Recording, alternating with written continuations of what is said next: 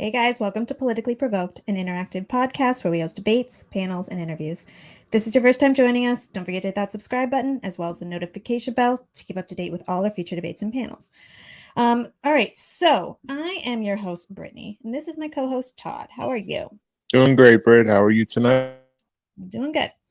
All right, so we are going to be debating. Well, actually, I think it's going to be more of a discussion on the vaccine. I believe we have Avi, who's like a doctor, I think, and he is really, really knowledgeable in this stuff. So we are going to be discussing that, as well as I think taking a lot of questions from chat, because I know we have quite a few anti-vaxxers in chat. So you guys will be able to ask him whatever it is you want. So let's bring on our guests. Let's first bring on Avi. How are you?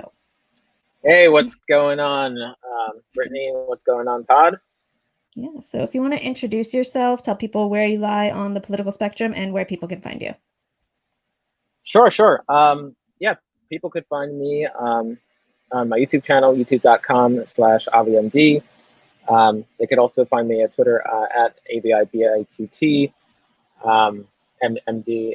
And then in terms of my political spectrum, I mean, I'm very particular. It really depends on what the issue is. And yeah, I'm Avi, medical doctor here to debate vaccines. All right. Next up, let's bring on Finch. How are you? I think you're muted. Sorry, I'm good. Thanks for having me. Thank you, Avi, for agreeing to this discussion in the first place. I do appreciate it. All right, so yeah, we're gonna kind of have this a little bit more casual than our normal debates. So basically, if you guys, you guys exchange some information before. So if you guys want to just go into your stance and maybe talk about some of the stuff you exchange, we're just gonna open the floor a bit on that. So Finch, do you want to go first on this? Yeah, just because I'm the one who made the challenge, for lack of better words. So let me just give some backstory to this. So my contention started back on August 14th of this year, 2021, when Avi appeared on the Pop On Drinkin' Chat. He came on to kind of discuss and answer questions about the vaccine and COVID and whatnot. And one of the claims, I want to be careful here because I don't want to misrepresent Avi in any way, but he did say that Brett Weinstein and Robert Malone are standing on a heap of bullshit. Now, maybe I took that in the wrong way. I don't know, but I'm sure you were referring to the famous, infamous Dark Horse podcast episode that was like 3.5 hours long, and there was like a really loud bald guy who I've already acknowledged that you debated, right? Steve Kirsch. Yeah. So now I don't want to sound like actually, let me say, I know I risk sounding like a Brett Weinstein fanboy, but here's my issue is that when a doctor, regardless of field, Avi, I know you're a dermatologist, comes on and says that an evolutionary biologist of 20-something plus years and counting, and, Robert Malone, a PhD, who definitely, while it's true, he wasn't the sole inventor of mRNA technologies, he did have a very important role to play in the vaccines that we have access to today. It's arguably a fact that, without his work, we wouldn't be where we're at. Okay. Now, when they go and publicly discuss concerns they have with the handling and care of these vaccines, on an institutional level, I think we should listen. And I think we shouldn't hyperbolically try to discredit them based on, attacking their character or gaslighting them and saying they're anti-vax when they're clearly not. Robert Malone has been vaccinated. He's taken 2 shots of the Moderna. And, Brett Weinstein hasn't. He's been on ivermectin prophylaxis regimen. So I'm not here to necessarily defend their honor. But what I am here to do is trying to show that when we go around and flippantly make claims like that, because maybe we want to seek out the greater good of encouraging people to get vaccinated. Look, I get that desire. I get wanting to get rid of COVID and advocating people get vaccinated. But there's a real nuanced reality with these vaccines, and that is that these aren't necessarily going to be as efficacious or even as safe. I'm not trying to scare anyone, for everyone all across the board. There's going to be groups of people, segments within the population of every country around the world, where the risks don't outweigh the benefits for these vaccines. And there are going to be segments of the population where the opposite is true. And when we undermine and attack the character of well-established doctors such as Weinstein and Malone, we're actually doing more harm than good, because they are trying to educate people on how to properly do risk versus benefit analysis and really make the right decisions as to which vaccine they should get, whether or not they should get one at all. So that's where I'm coming from here.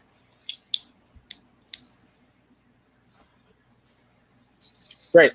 I guess I can respond to that. Yeah, sorry, so I didn't get to no, I didn't. Yeah. So again, really simple. Never said they were anti-vax. Not trying to discredit their character, just trying to say what is accurate, which is true. They have made claims that are not true. Whether it's saying that even after discounting or removing the randomized controlled trial that was found to be fraudulent from ivermectin, there's a benefit for there's a statistically significant benefit for mortality. Not true, actually. In fact, the authors of the meta they were talking about actually themselves said it was not true. So yes, they are standing on a heap of bullshit. Also, when they also have made many misleading claims, such as the spike protein cytotoxicity. So we can debate whether they said things that are true or not, but don't try to say that I'm calling them anti-vax.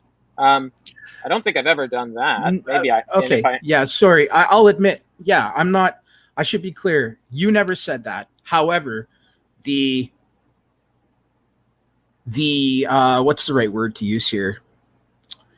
All the pushback they're getting is leading a lot of people to call them anti-vaxxers. So while you might not have never said that personally, vocally, it like there are a lot of people saying it, and some of the stances that you took when they came up. Okay.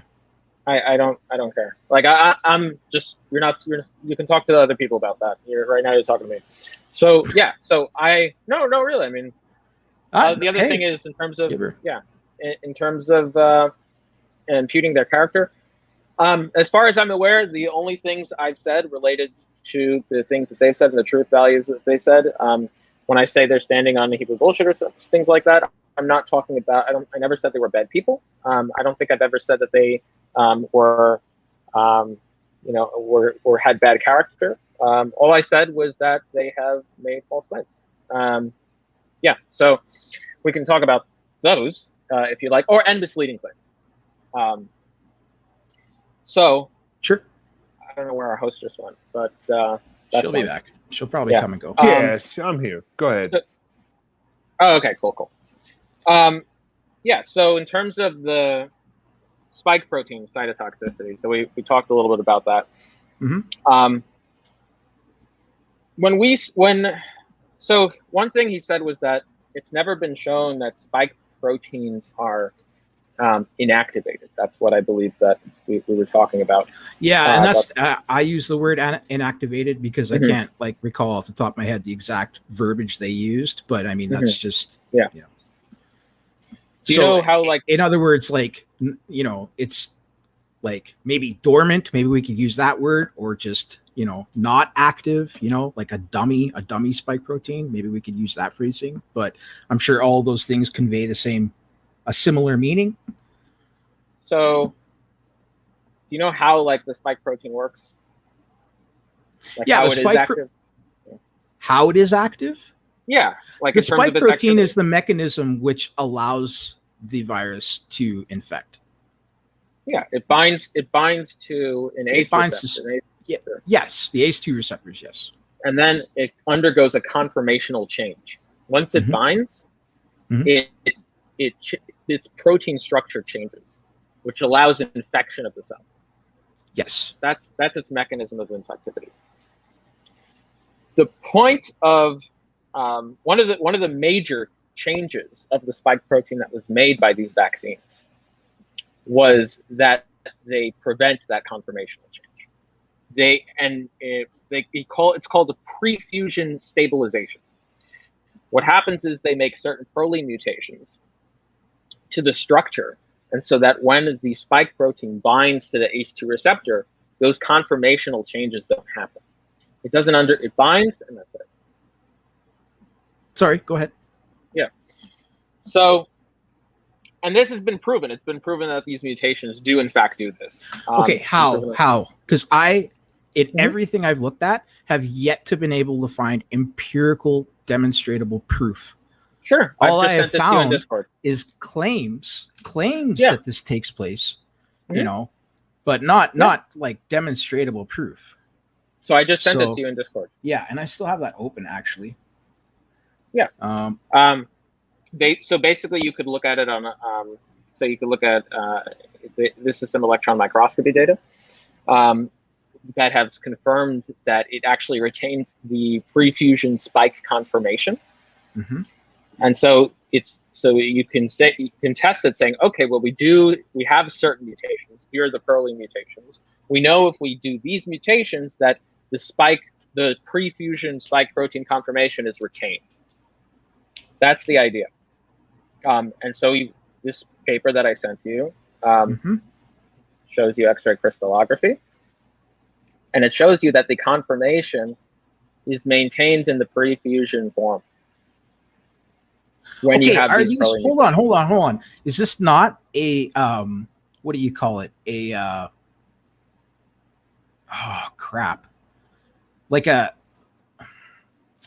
Like an algorithmic test done on a computer, you know, a prediction model? Is that not what this is? That's not what X-ray crystallography is. No, where they're getting this from, where they're getting these from, their conclusions. Did they not? Here, let me check the methodology. No, it's. Or is it even? Wait, that's all I can read. Is just they have concordance. Okay, here I see on the side here. You see where it says negative stain electron microscopy? It's not just looking at a computer model. They have negative stain electron microscopy, which showed that partially misfolded spike proteins, although introduction of disulfide. In what? A rat, a mouse, a monkey? What? No, in the protein structure. Right. And how? Okay. Like how so they observed this on, right? They observe it well. They observe from different lines of evidence. You start with the computer. The computer says, okay, like, look, if you have these Perley mutations, it's not possible. It's not nomologically possible for the spike protein to have this conformational change. And then you test it. You have certain stable. You have certain immunostaining that you can do to confirm. Tested in. Yes, you can test it in a you test it in a petri dish. Okay. And then yes, you can. And you see, okay, well, does it agree with what the computer said? It agrees with what the computer. Every paper I've read on this shows that no matter how this is tested, there's concordance. Like these, when you have pre-fusion spike stabilized proteins, they don't go into their post-fusion conformational change. I've never seen a single paper suggest otherwise. Okay. And I've seen, I'm calling into question, though, is just, has there been enough observation of this to actually conclude that 100% of the time it's always going to do what we expect to do? Because now this is what Malone and Weinstein discuss, right? That's what they discuss, is that it hasn't been demonstrated yet, right? Over the course of a million observations of this, there's never been variation once, right? So my gripe with Malone there was that they didn't mention this. They didn't mention the pre-fusion stabilization. They may have mentioned other things. They may have mentioned that, well, the claim is that it's not going to be cleaved off. It's going to be membrane bound or something like that, which we can get into. But the most important part about it, the most important difference in the spike protein in the vaccines, in the mRNA vaccines, versus the wild type spike protein, is that you don't get this confirmation of the change. It's pre-fusion stabilized. Now, if they wanted to make the point, well, maybe there wasn't enough testing to confirm the changes, we can debate that. That's fine. I think they would be hilariously wrong. But that's not even my gripe that I was mentioning. Okay. The gripe that I'm mentioning is they left this out. They didn't mention this. Now, I know he doesn't. I highly suspect he's not ignorant of it. Okay. Sure. Maybe he is. Maybe he is. Maybe we can give him the benefit of the doubt and say, well, he just didn't know that, this fundamental difference when he went on to the dark horse. But I think he did. I suspect he did.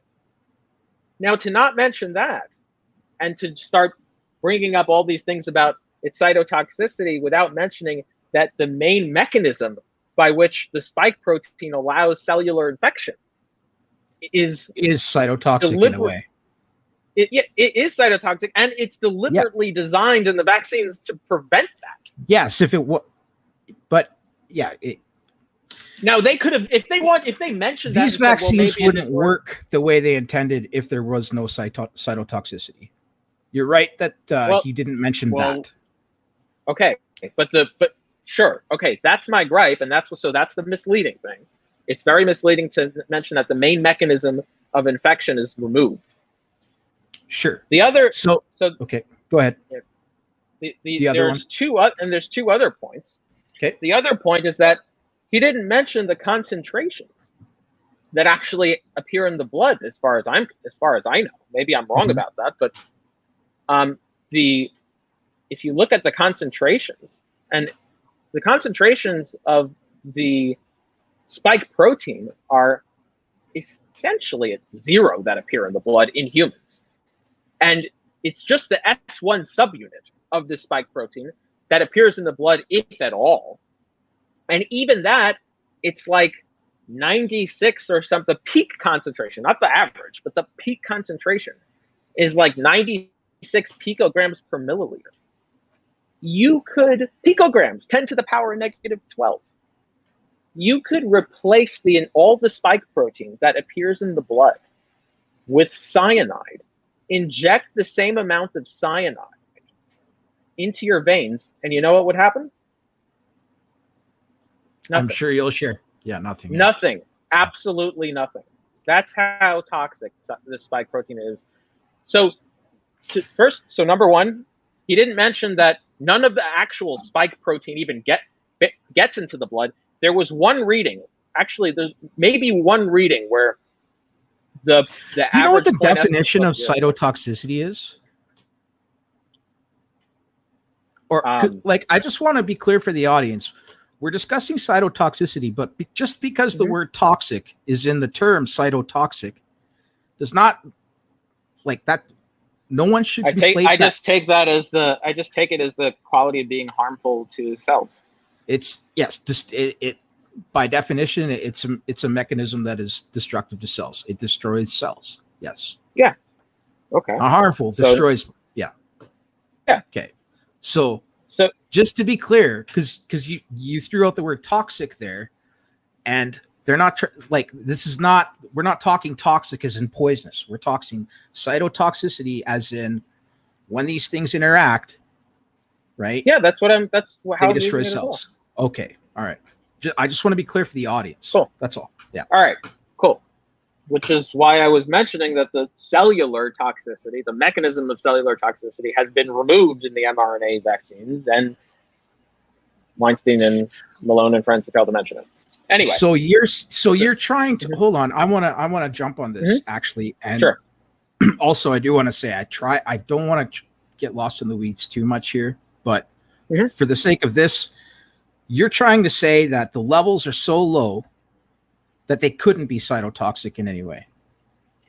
I'm not saying that they couldn't be. I'm saying we should have low priors. So for the spike protein specifically, not just the S1 subunit, but for the spike protein, the levels were as follows based on the following days after the first injection. Day 0, 0. Day 1, 0. Day 3, 0. Day 5, 0. Day 7, 0. Day 9. Do you know why that is? Because it's the S1 subunit that was either getting cleaved off instead of the full spike protein, or it was membrane bound. And of the timeline they tracked on that, when did they stop? Did they track it for 60 days, 40 days? How long did they track that for? 56 days. 56 days. Okay. After 1 dose or 2 doses? Both.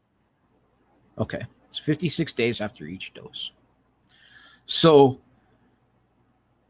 would I be incorrect in my understanding that the reason the levels take time to go up in number is because this is just how long it takes your body to, like in the case of J&J, your body is literally being injected with something that will train your body to create these spike proteins inside of your body, whereas the other two. Sorry, just real quick, it was no 50.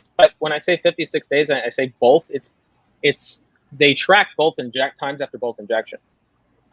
Between 29. They've got 29 days after, about 29 days after each, which is more than enough to capture the response.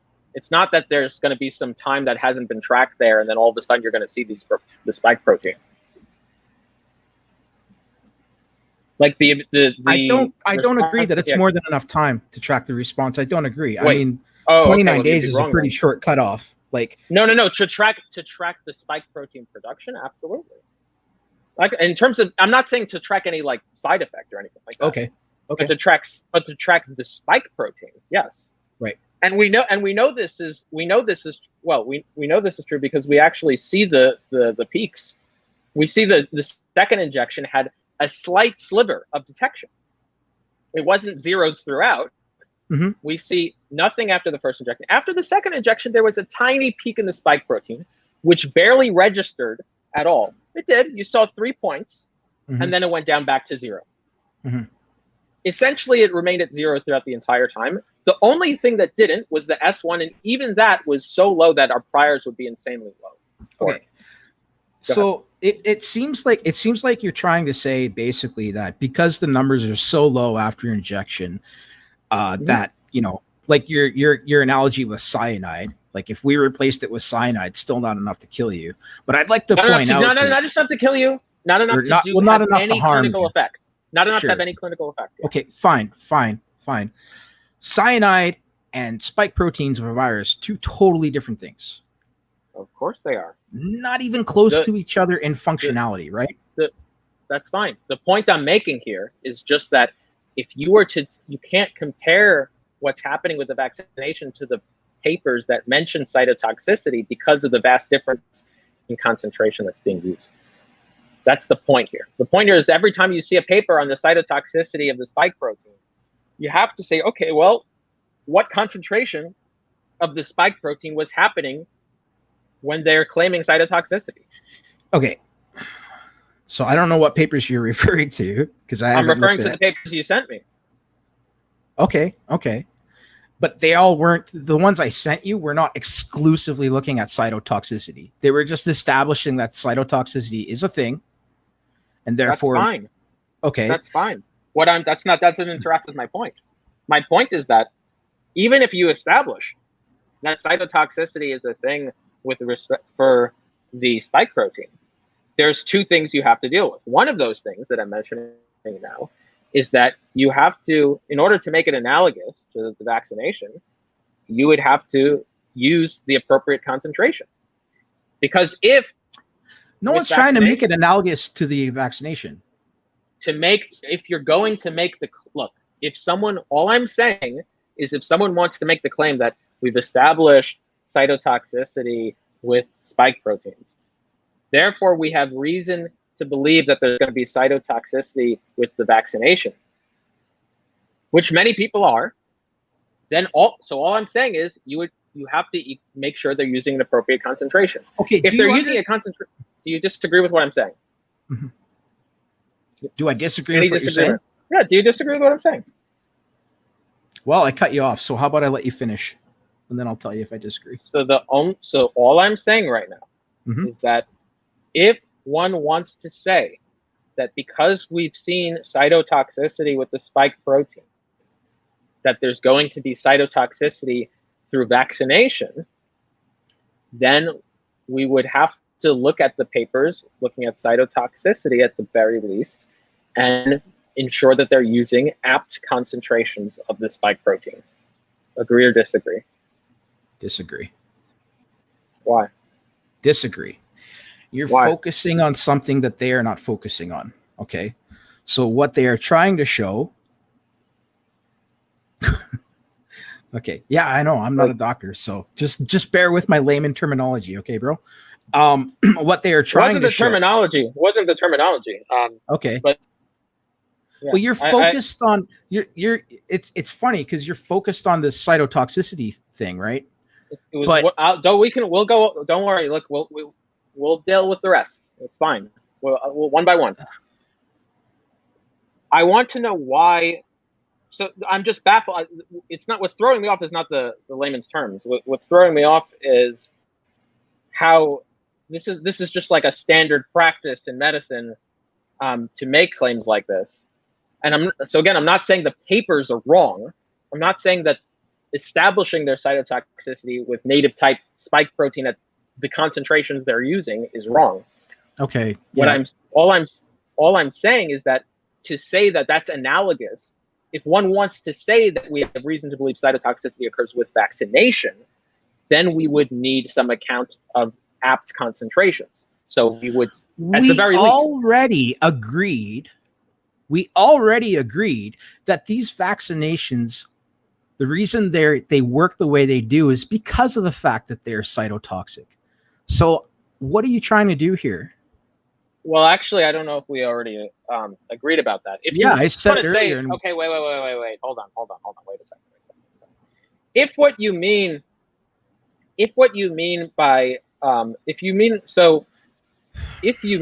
that there's cytotoxicity with respect to things that are, I take it the concern for cytotoxicity is going to be something that leads to something that's going to be harmful. Like if you're going to just talk about cytotoxicity, long term, yes, that's fine. If you're going to talk about, if you're going to talk about cytotoxicity in the sense that it doesn't actually make any clinical difference. So if there's a certain amount of cells that end up getting damaged, but that doesn't actually make any long-term difference or short-term difference, then all I'm saying is that if you want to make the case for that kind of cytotoxicity, then the concentrations should be equalized, or right. at minimum. Yeah, and what I've been trying to say is I don't think, like, that's where I think you've got it wrong about what folks like Malone and are trying. They're not trying to die on that hill at all. I'm not saying they are. They're not trying to make that claim. I'm not saying they are. I'm just making a separate point. And I don't know why it's hard to do. Look, do you think it follows that if A has a concentration of, let's just say 1,000 milligrams per deciliter, and we find effect X, do you think it follows that if A also has a concentration of 96 picograms per deciliter, do you think it follows that that will also have the same effect? It depends on what it is. It doesn't answer my question. So yes, I'll it does. the question. Yes, it does. So you want me to blanket? You want me to answer your question with a blankment agreement? It depends on what it is. I asked you if it necessarily follows. You know that it. I asked you if it's entailed that it follows. So I'll just read. Okay, yes, but okay. So if it depends on what it is, does it necessarily follow that if A has this concentration, it has effect X, that B that has a different concentration will have effect S? Does it necessarily follow? So two different things? A is one thing, same B compound, is something different? Same compound, different concentration. B is the label for a different sample. Okay, so gotcha. The question is, does it necessarily follow that they will have the same effect?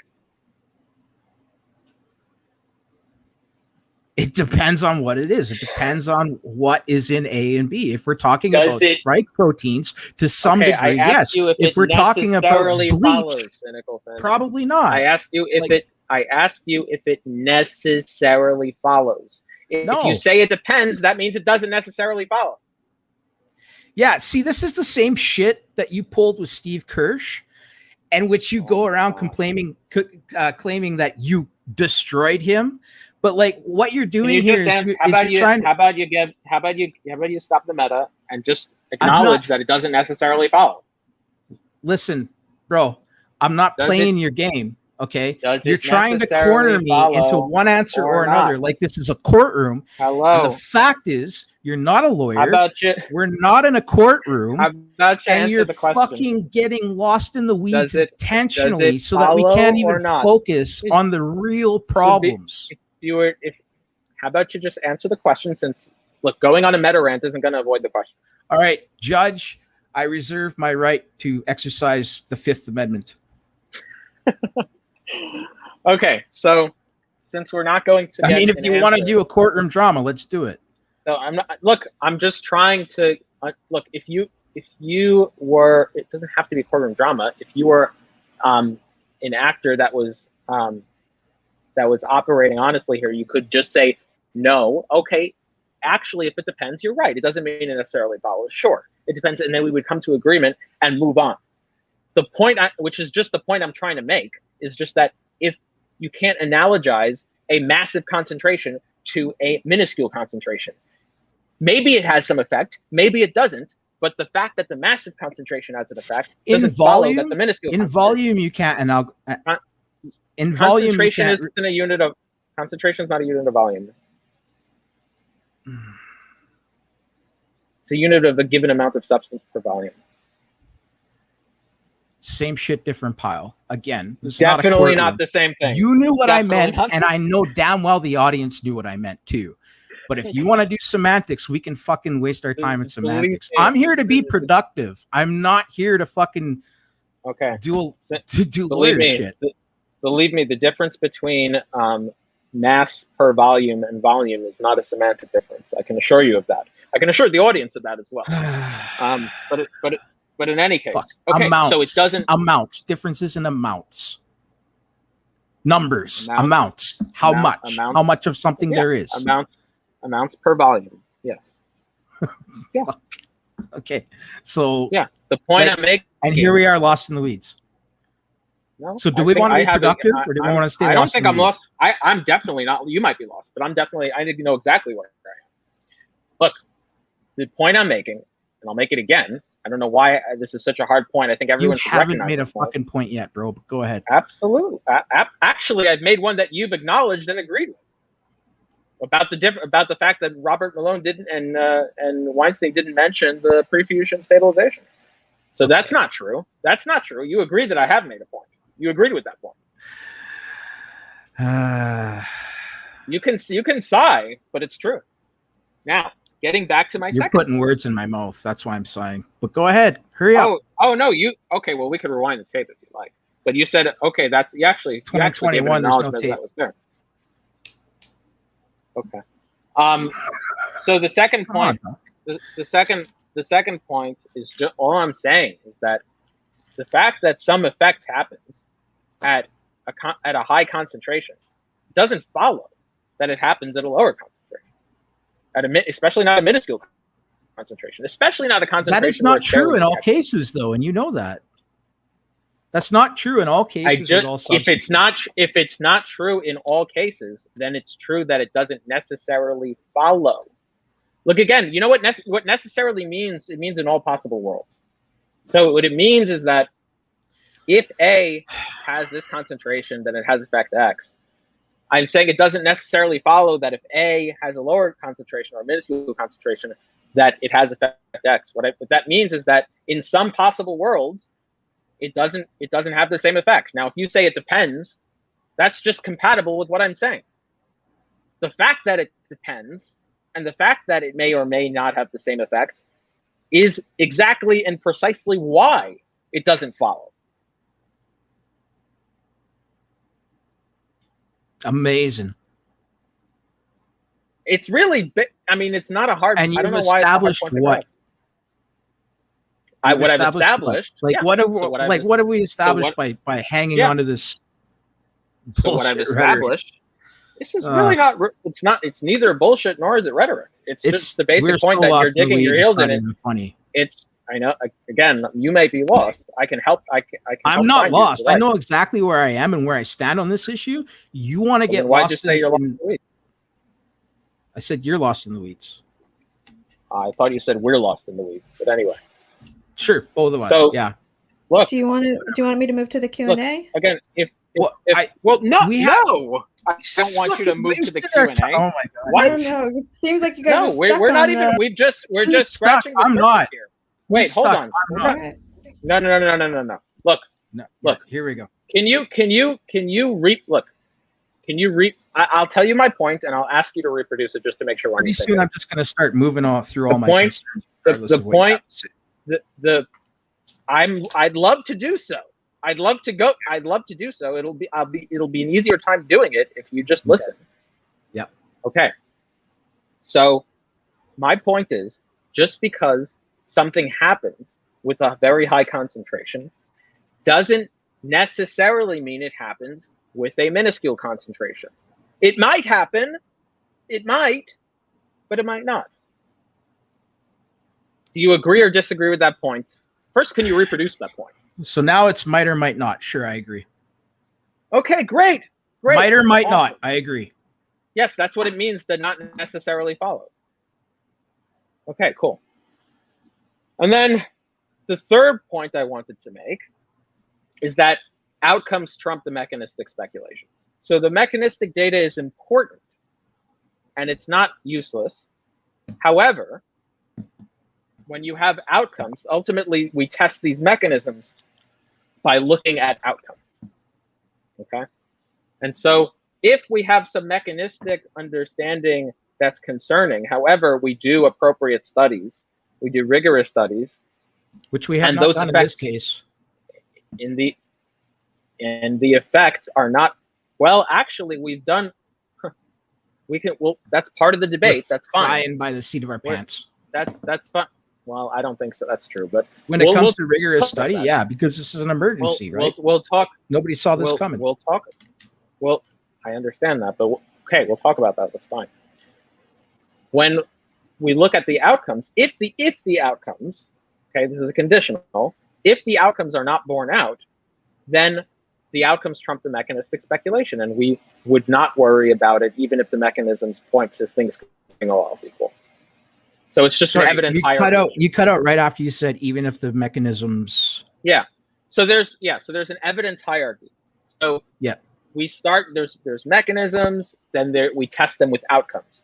Or Yes. there's cohort studies, and if the mechanistic concerns don't bear out in the outcomes, then we have reason to dismiss that. We have reason to believe either the mechanisms are wrong or incomplete. There's something missing there such that it's not bearing out. If they don't bear out, but Yeah. now we're going to get lost in the weeds again. Okay, so if they don't bear out, that is correct. But there is a measurement that we use to quantify what is bearing out and what is not, right? Yeah, there are actually multiple measurements we use for that. But Right. Yeah. So like a p-value would be one of them. Yeah. Okay. Right. And so we can did you watch the video that I sent? Let's see. Very top Which one of my you sent? Yeah, I know I sent a few. But the one that I wanted you to watch in full so that we could prevent exactly what's happening right now, which is getting What's lost happening? in Wait. the What weeds. is But hold happening on. right now? Okay. What's So the Veritasium video, did you watch it? About p hacking? I'm familiar. I've watched, not because you sent me that. I've watched that already. I was already familiar. with it. Okay. I know I'm hacking one. Yeah. So you would acknowledge then that, like, we can, for lack of better terms, cook the books so that they can say whatever we want the studies to say. We can cook them. No. I don't. Well, I agree that can be done, but I think if you are astute in statistics and know the appropriate corrections for p hacking, I think that there are ways of appropriately fixing such issues. Fair enough. Okay, so aside from the p hacking bit, because that's just one method, all I'm trying to point out here is that if we use too low of a threshold or quantifier to decide whether or not we rule if something's significant in difference, if we use too low of a qualifier. You mean too high of a threshold, right? Or too low? Because you're off p hacking right now. You're going on to something else. No. Yeah, I'm off p hacking, but I'm talking about you were saying that if the mechanisms don't bear out, right? Those were your words, right? Yeah. Okay. So what do people generally set, or scientists, I'll say, not people, generally set as a measurement of whether or not those mechanisms bear out? Because if the number's too high or too low, then they could, when it is a sheer signal of something to observe and warrant further study. I can answer that. Okay. Yeah, I can answer. Yeah. So typically what's reported is certain outcome measures, be it a relative risk or an odds ratio or risk difference. There is an associated 95% confidence interval, which is indexed to a given alpha. Typically, that represents a p-value of alpha of 0.05. However, in this case, they actually have put lower bars. And by including, there's data that have included 0.1, which is a very generous bar for statistical significance and very rarely used. But because of the potential dangers, there has been data that actually put p-values at that level to be liberal with allowing potential signals to be significant. Okay. And then it's also worth noting that a lot of this is over time analysis, right? Yeah, absolutely. As it should so that analysis, the conclusions you could make off that analysis of the data over time could change drastically because, I mean, stuff changes over time, right? Well, things could always change over time, but that's why you look at trends over time. This is why you look at. Yeah, I mean, look, it could be that. Look, that's why you look at temporal trend. Like it could be very well based on that, you could have reason to believe that it's not going to change, or you could have reason to believe that it would change. So we could stop monitoring effects of vaccinations after 6 months or after 2 years, right? We're definitely not stopping monitoring it after 6 months. None of the 4 national vaccine monitoring systems that we have I've seen any indication of stop monitoring them at 6 months. And I'm not even sure if they're going to stop at 2 years. I haven't seen. I was just throwing numbers out there. I'm not saying any of these. I'm just saying to describe that, like, based on how long we choose to observe something, we could actually come out with less knowledge than we intended to come out with. Right. Yeah. Like with less understanding than we wanted. Sure. But again, like we go, I take it that we go by the best available data that we have to make our informed decision, a risk benefit analysis. Okay. Yeah. So those are the 3 points in terms of the spike protein cytotoxicity. So point number, so you understand, I take it you agree with point number 1. Like that's like, it's very hard to disagree. Point 1, misleading to talk about the cytotoxicity or to bring concern for cytotoxicity without at the very least saying, hey, there might be a difference here because the main mechanism of infection is engineered to be missing in the spike proteins. To not even mention that is misleading. Not suggesting that completely makes it immune. They did mention. No, they didn't. Okay. It's okay. I don't want to get stuck on that. Let's not get stuck on that. Wait. No. You're making it. No, you're making a claim now. You're saying they did mention it. Where did they mention? Where? You're going to insist on that time stabilization? Yes. Right. Where did they mention prefusion stabilization? They didn't mention those exact words, but they. Where did they mention that the main mechanism for infection, for a conformational change to enter the cell, is gone? Where did they mention any of that? Not those exact words either. Like you see what words did they use? I want everybody to see like how he's only giving specific fucking options. What words did they use? Which anything related to that even? Can you give me anything related to that? The only thing they failed to mention in that particular podcast, is the fact that what allows these vaccines to even do what they do in the first place is the fact that they're cytotoxic. Okay. That's the only thing they didn't mention. Can you please tell me where they mentioned or what they mentioned that would make it clear that the mechanism of infectivity of these spike proteins is not present in the mRNA vaccines? Say that again. The mechanism of infection or of infectivity of the spike proteins is not present in the mRNA vaccines. Yeah, they never said that. Because they never mentioned that. They were trying to point out that there's a possibility that they could be, because there's been no empirical like information released on the part of the CDC, the FDA, or the companies making these things. So that the paper, they are working as intended. And the reason is because you're not. Hold on. Let me finish, please. The reason that they're bringing this up is because, right, of the paper that was reviewed by the Canadian doctor who now everyone is calling a nutcase, where it was studied about like where these spike proteins end up using some sort of again, this is irrelevant. Where the spike proteins end up is irrelevant to what I'm saying. It's not irrelevant, dude. It's irrelevant with respect to what I'm saying right now. It is. Again, I asked you, where did they say that the mechanism of infectivity is not there in the mRNA vaccines? You said they said it.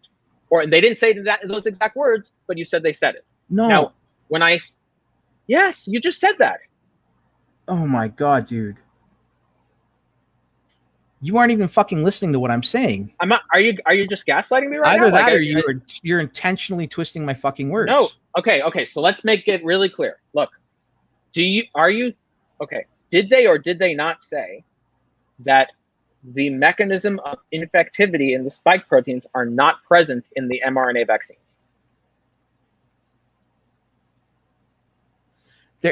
They were saying that there's a possibility that that's not the case, that they could be present.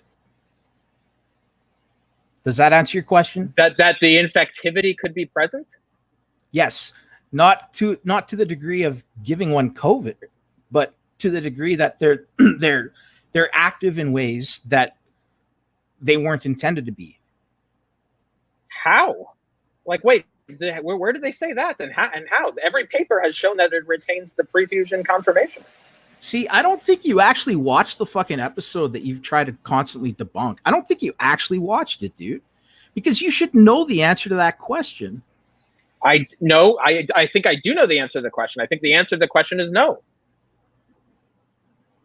No, you asked how. To the question you asked how. No, I asked. Well, then I asked how, because I think that if they say that, then they would just be misleading, and even more so, they would be even more misleading if they said that. All right, Look, if they didn't say it, go ahead. Yeah, I'm moving on because you're wasting my fucking time here, and I was hoping you wouldn't, but you're doing it. I don't think. No, you are. So I'm moving on. You're the one who made that. What do you think the number one general disorder or like adverse reaction is to these vaccines, mRNA vaccines? What do you think the number one adverse reaction is? What do you know it is? Because I know you know this. What are number one being most common? Most common, sure. Yeah, the most common ones are going to be things like pain. So pain in the arm are going to be one. Pain at the injection site. So all issues with the injection site. Yeah, for sure. Right. I didn't say all issues with the inject. Yeah, I didn't say that's all it's going to be, but yeah, that's going to be that's going to be anything to do with the injection site is going to be number one. Yeah, pain at the injection site. About 83%. Yeah. Yeah, 83% of the. What's number two? Number two would be. What's number two according to the UK data? I'm not sure off the top of my head what's number two, but I can tell you about the trials and the number. That's unfortunate because I sent you that information, full disclosure, over a week ago. Okay, well, wait a minute.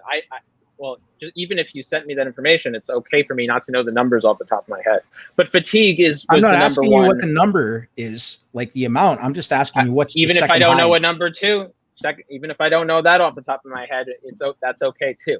But to answer the question when it could based be on my something knowledge, quite dangerous. Fatigue would be number two, happening 47 to about 59% of the time. According to the UK, number two is nervous system disorders. Wait, what? Wait. How often does that happen? You want serious or non-serious? No. I just want how often it happens at all. What are we looking at here? 175-ish thousand people so far in the UK have either serious... Out of how many? What percent? Sure. Out of everyone vaccinated in the UK. So what percent? Oh shit, I don't know. I think they're up to population here. Let's do some on-the-fly lookup, which I didn't want to do, but UK population. Actually, 66.65 million in 2019 is the UK population. Actually, let's do this. UK vaccination percent.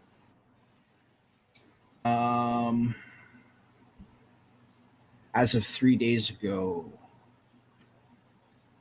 48 million have received at least one dose.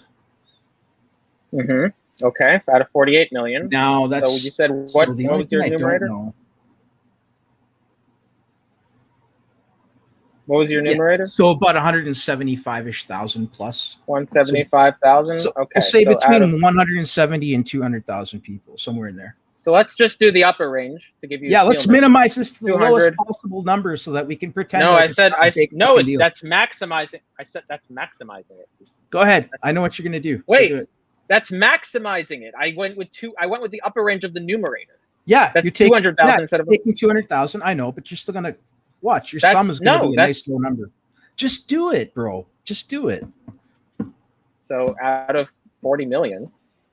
All I'm trying to do is point out to you that that's show not the percentage. The number 2 one. Yeah, and it's 0.5%. And if you compare that to fatigue, which is 47%, the fatigue as a side effect is why the fuck larger. Are we comparing it to fatigue?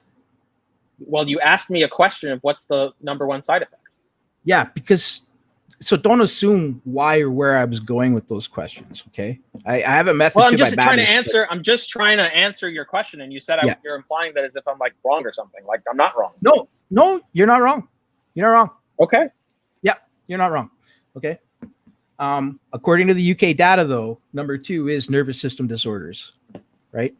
One of which they may be stratifying. They may be stratifying it differently based on like severity or something. But okay, that can explain a discrepancy. One of which would be Bell's palsy, correct? Yep.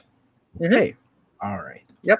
But there's definitely other things besides Bell's palsy that they would lump into that number, representing nervous system disorders. Okay. Guillain-Barré is important as well, right? So, all right.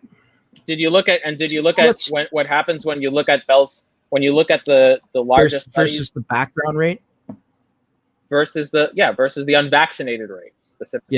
Yeah. I did look at those. They were tweaked quite nicely to tell a pretty picture. What was tweaked? Just the fact that like who they classified as what came from being vaxxed or not. Like, wait, what was the classification issue? Well, which are you referring to? Is there a particular study you're referring to? I'm referring to the JAMA. Yeah, I'm referring to the JAMA paper. It was the largest safety data that I've seen to date. I'm not going to sit here and pick apart all your papers on the fly. You know that, right? Well, I'm not expecting because I want to keep this productive. That's why I sent it. That's why excuse me. I don't expect you to pick apart the papers on the fly. That's why I sent them to you in advance. Well, I had a look. Okay. So I'm sorry, what? I said, I had a look. You had a look. Okay, great. Then if you're going to say that the issue is that they've tweaked the numbers to get their answers, how so? It's okay. So let me be clear. It's the pool at which they took the data from, right? How many shots were given? What do you mean? What pool? What are you talking about? What do you mean? What's the issue with the pool? I'm asking. If you'd let me fucking finish, you would have heard it instead of interrupting with what are you talking about? Tell me. Tell me. Come on, dude. Go ahead. Chill pill. Say it. Get it out. Get it out. The problem is with the pool that they took their fucking information from. Do we know that like we can't break down the numbers accurately, right? Of that pool of people that they took their information from, as far as 1 shot, 2 shot, or vaccinated at all, right? And that's the problem. Wait, why not? Well, that's exactly what they did. What do you mean? Okay. I fucking can't believe you're making me do this right now. Wait, what? I'm not understanding the issue. See, this is what you do, dude. This is what you do to try and save face on your bullshit positions. What am I doing? You want to try and get lost in the weeds of like numbers and fucking. No, I'm just trying to ask you to substantiate the claims that you're making, and every time I do that, you're saying, "Oh, this is what you do." How about you actually try to substantiate it and tell me what the problem is with the paper? I'd like to move on. I know this looks bad optically. I know this looks bad optically on my part, but I'm not playing your fucking game because I know exactly what you're doing right now. By playing a game, meaning just I was talking about fucking nervous system disorders, and now you want to drill down into a specific fucking paper.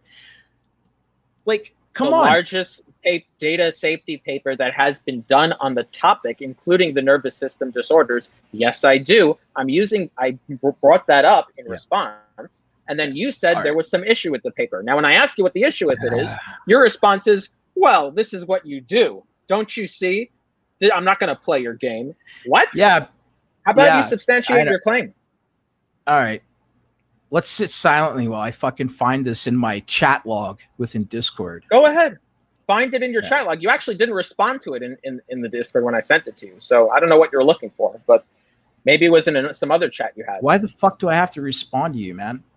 Okay. Oh, you had it in some other place. That's fine too. Go ahead. Bring it up. What's the issue with the paper?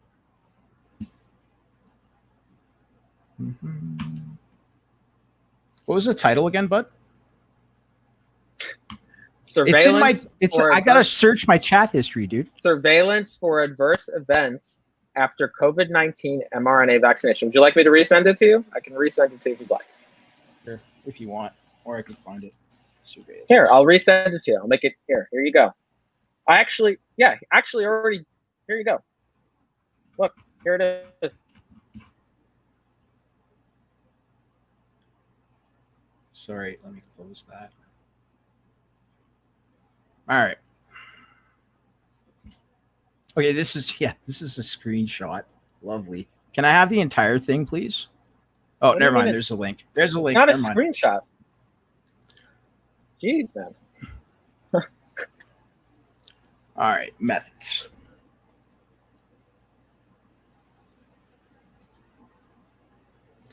Yeah, 12,506,658 people, representing 3.6% of the U.S. population, and including all ages, with approximately 60% aged 65 years or older. Like, if that's not a fucking alarm bell right there, I don't know what is, dude. All ages. But okay, let's keep going.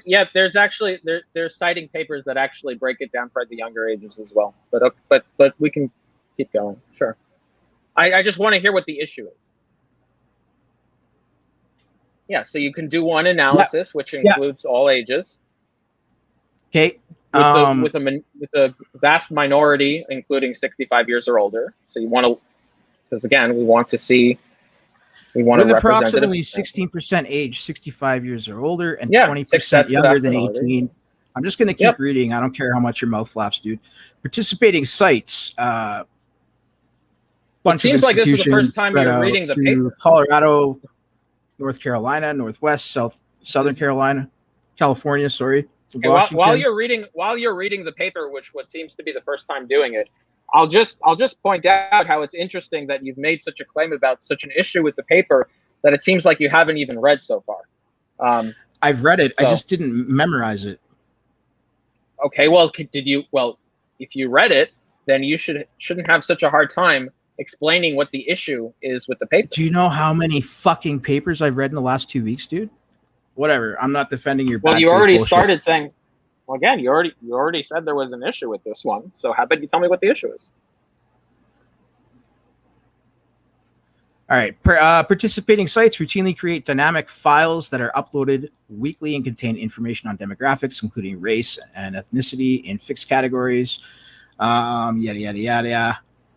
Immunizations, diagnosis codes associated with all outpatient, emergency, and hospital encounters. Sites include race and ethnicity to identify disparities regarding vaccination rates. In response to the pandemic, we created additional weekly files, including COVID-19 diagnosis and laboratory results. Surveillance included the 10,162,000 plus members of participating health plans aged 12 years or older. Vaccination date, manufacturer, and dose number for each COVID-19 vaccine were recorded at the participating sites. Blah, blah, blah. Nursing homes. Yeah.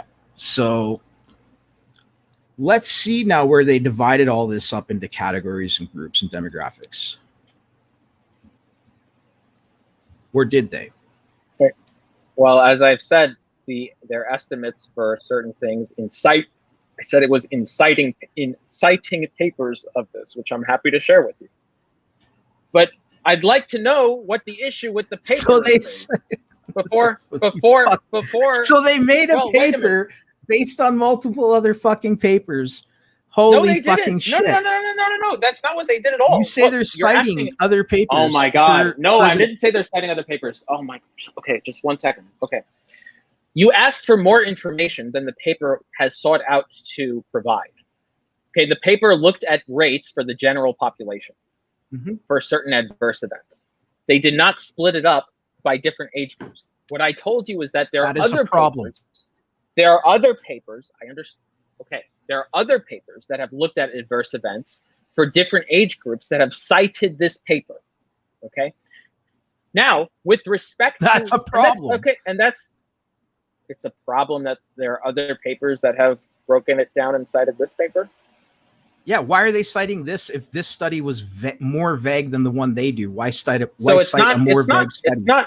It's not vague. It's answering a specific question. The question it's answering is when you in the general a 65-year-old in the same boat as a 2-year-old. That's pretty fucking vague, dude. It's answering a specific question with respect to the overall population. Now, look, if you want to say, look, there's a limitation, I'd like to know the age breakdown. That's fine. Then let's just set the goalpost. Okay, let's set the goalpost there, and let's say, okay, well, if it turns out that we break the ages down, right? Then and we look at the outcomes. Let's you want see if there's any difference. You want me to give you some bars? Set some bars for you? Is that what you're asking? Because I can right now. Yeah, I can set several, and what I would do is I would match them to the reported efficacy rates of the current big 3 vaccines right now. So right now they are most efficacious for people aged 55 and older. Right, most efficacious, and they are least efficacious for people. I think it varies on who you ask, but it's generally like mid-20s and under. The vaccines are least efficacious for. Wait, you mean efficacy, or do you mean wait? And so you mean vaccine efficacy by age? Is that what you're talking about? Yeah. So the so the risk. We can even go with risk versus benefits. The risk versus the benefits of the vaccine are far greater for ages 55 and up, and far, far less for ages 25 and under, right? And then they're even different from ages 25 to 55. So, and we discussed this before, but you take issue with the absolute risk, right, versus relative risk. Mm-hmm. Well, it depends. This is where the absolute risk comes into play, right? Yeah, because to my knowledge, I don't think there's a big difference in vaccine efficacy.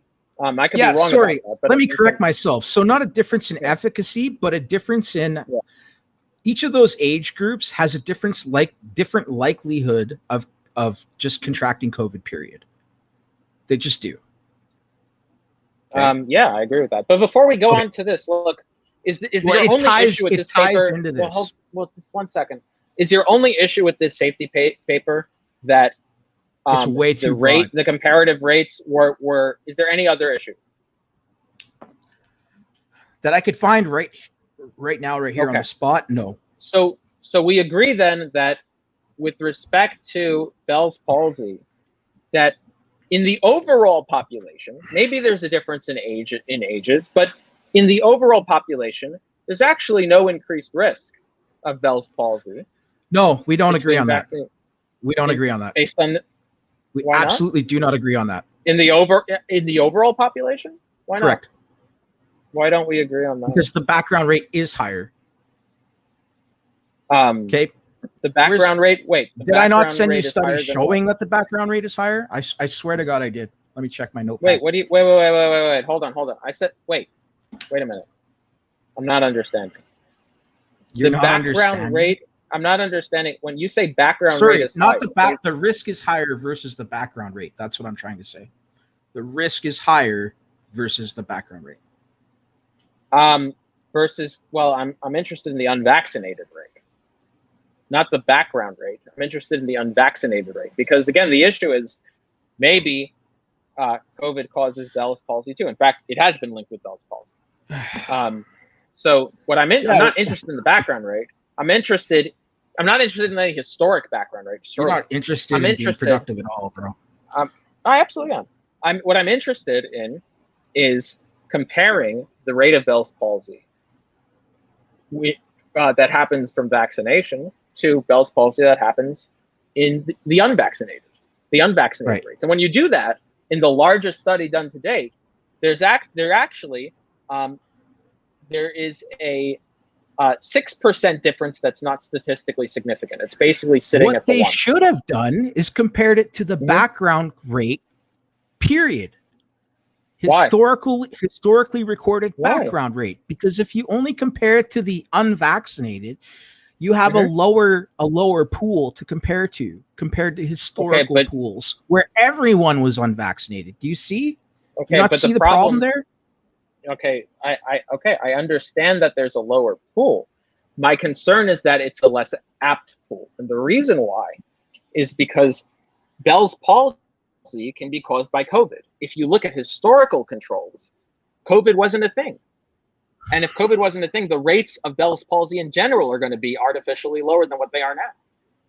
They're going to be hot. The background rates now. You can't prove that at all. You cannot prove that claim you just made at all. And I know for a fact you can't fucking prove that. So you shouldn't even say shit like that. Wait, what claim can I not prove? What claim? The claim you just made. Which one? What's this? That COVID has been linked with Bell's palsy? Yeah. Well, but it has. No, but like empirically linked. Like that, like fuck, dude. I could What do you mean? Doing this? Like in that Veritasium video, he even fucking cites a study that was done that apparently concludes that like eating a chocolate bar a day helps you lose weight faster. But obviously that's not fucking What's true. The relevance? What's the relevance? The relevance is I can prove whatever the fuck I want with a study. I really can. Anyone can. That's why guys like you who need fucking studies to wipe your ass with before you can take a shit, like you guys are fucking nuts, man. You're nuts. Like seriously, let's be pragmatic here. You want to convince people that fucking you're more likely to get Bell's palsy from COVID than you are when COVID wasn't around. That's basically what you're alluding to right now. Well, actually, yeah. So after matching patients with COVID-19 to vaccinated individuals, there's an increased risk, about a 6.8. What was considered vaccinated for one? What was considered vaccinated for one? Was it both shots, or did they consider one shot to be vaccinated? That's question number one. Like we could pick this fucking thing apart, and I don't want to get lost doing that because this is not productive for the fucking audience. What I want to do is stay on track with my concerns, right? And trying to combat the vindictive fucking malicious attacking of people like myself who are not willing to get these vaccines, right? So typically So So typically vaccinated means, in the papers that you'd read, it would mean either both shots, or it would mean, it typically means both shots. Usually the one shot is considered to be partially vaccinated. In some papers, and then, not all. Depends on the depends on the guy doing the study and whether or not they got laid the day before. Like, honest to God, man, there's so many bad faith fucking. Yeah, but what doesn't seem to be in question here is that either way, COVID has been linked to Bell's palsy. Like, it's very hard. That's going to be very hard. Just like chocolate bars have been linked to fucking losing weight faster than if you don't eat chocolate bars. Come on, dude. I don't understand the relevance of that. The relevance that I don't link anything to anything with a study. Well, what do all your fanboys always say? Correlation is not causation. Correlation is not causation, right? Don't they say that? I'm not understanding. I mean, I'm sure chocolate is lovely and all, but I'm not understanding the relevance. Look, I certainly haven't seen chocolate have a six-fold difference in risk. Let's get down to brass taxes right now. I'm sick of this fucking bullshit. I'm going to end this right fucking now. Okay. Here's the fucking problem. Buddy. All right. What's the problem? These vaccines should not be fucking universally applied to everybody mandatorily by law, period. And here's fucking why. Some people respond greatly to these vaccines and others don't. Secondly, we do not and cannot know the long-term fucking outcomes of these vaccines. Never in the fucking history have we ever injected somebody with, like in the case of J&J, somebody with a vaccine that gives their body the ability to just fucking constantly create spike proteins. And then in the case of the other two, like Pfizer and sorry, I'm drawing a blank here. Is it Moderna? The other two mRNA vaccines, those ones give you they give you a spike protein just like all traditional vaccines have given you. However, it's not delivered the same, and where the spike protein comes from is not from the same place. All right. Now, these are things that we've never fucking done before. Okay. So with the traditional vaccines, like the one that Novavax is working on right now. Okay. The Novavax that's coming the one with the wild type spike protein, right? Right. So, like, not even close to the same as these mRNA vaccines. Not even fucking close. Like potentially worse. No, not even close, because it's the same method that's been used in all vaccines historically speaking. With a few rare exceptions, it's the same method. All right, and those have a proven track record. Okay, so look, I get COVID's a threat for some, not all. All right, yes. Hospitalization sucks, death sucks, all that shit sucks. Long COVID sucks, absolutely. But when we look at the absolute risk reduction rate, okay, which is not to say that the absolute risk reduction of these vaccines is equated to efficacy. What it actually is, it's a representation of your likelihood to contract COVID while vaxxed versus not being vaxxed. And you want to know what that number is? It's 0.130%. You are 0.130%. That is not true at all. Likely to contract COVID if you are vaxxed compared to being unvaxxed. That is fucking not true. When you do the math on the fucking Pfizer data that they released, that is absolutely fucking true. When you don't know how to do the math, that's true. Oh fuck. When you know how to do that, and we'll go through the math. Let's go through that math then. So let me finish. Problem is, let me finish. Let me finish. No, you're not going to. No, you're not. Yeah. I'm fucking finishing. All right. Like that. No. So you're not going to. I'm not going to let you not challenge this. I'm just saying. Let me. No, finish. you are. No, if you're going to make a claim, we're not going to gish gallop. We can circle back to the claim, and you can pick it apart. I just want to finish. Okay. Please don't take forever. Go ahead. I won't. Okay. So. Fear of the unknown. It's the most fucking powerful fear known to human beings. All right. It really is. It'll make people do crazy shit. And it's a valid fear. Okay. We don't know 5 years from now if it's going to turn up that anyone who got these vaccines, something weird's going on with them. Okay. We don't know. And we could also say that, yeah, well, maybe it's likely that nothing will happen, but we also don't know that. Okay. So like, fuck the unknown. I'm not fucking with it. Now, when there is a known, such as like, if I'm 0.130% less likely to get contract COVID compared to like, if I get one of these vaccines, there is anywhere above a 1% chance of nervous system disorders, or even blood clots. I think they were calling it, or like vascular disorders and whatnot. Like, these are all things that stack up, and it's almost equivalent to like Russian roulette, right? Okay, look, So I can't let you just ramble on like a whole bunch of points. Like, we have to go one by one. all right, go ahead. Yeah, Fine, fuck it. Go. Okay, yeah, no, I can't. Like, all right, so let's go to the absolute risk. So the absolute risk reduction is a not useless metric, but it has been abused and used in ways, the same type of abusive ways that you were concerned about earlier. The paper you cite, which mentions that 0.1 difference, is an example of a invalid use of absolute risk reduction and abuse of it. When you're looking at absolute risk reductions, what you can't do is use the absolute risk reductions from a trial that is generating numbers from pre-specified event-driven analyses.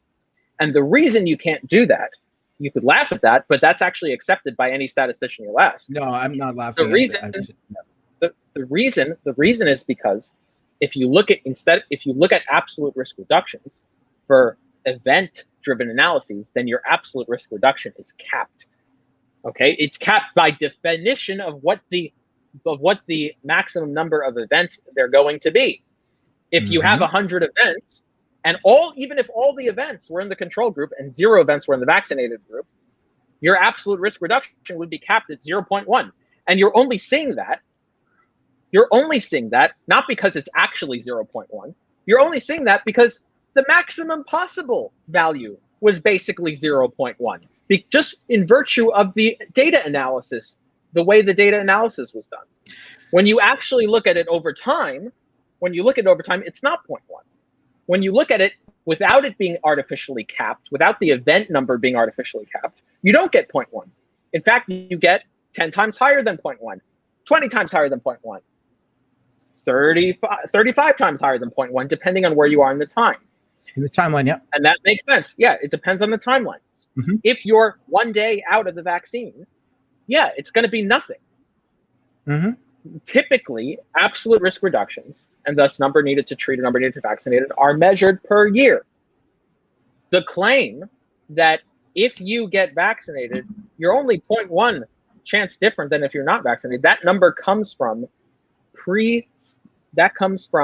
event-driven trial analysis, which every statistician who's aware of this has laughed at.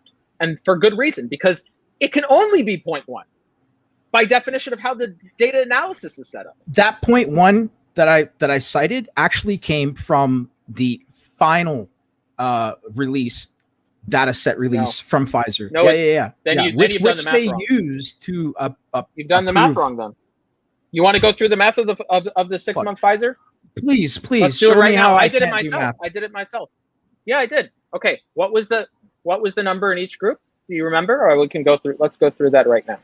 No, I got it. Just give me 1 sec. I got to haul it up, but I do have it here. Yeah. Let's go through it right now. Let's go through the math.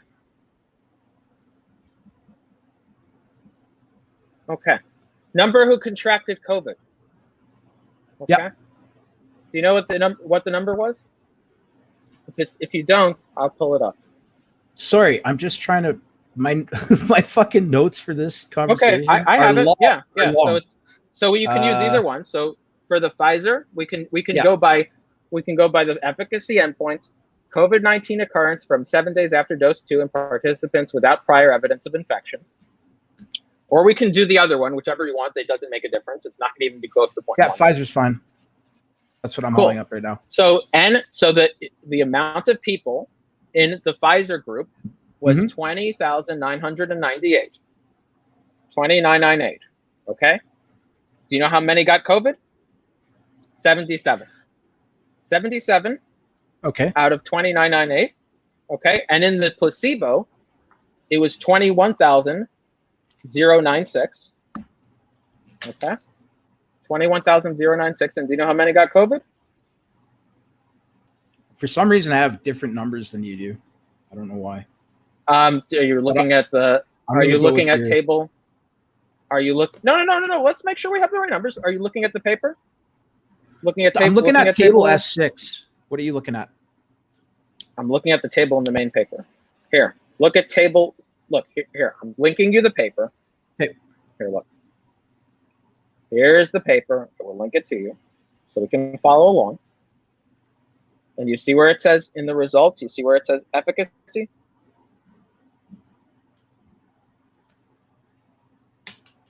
You see where you could say view in line?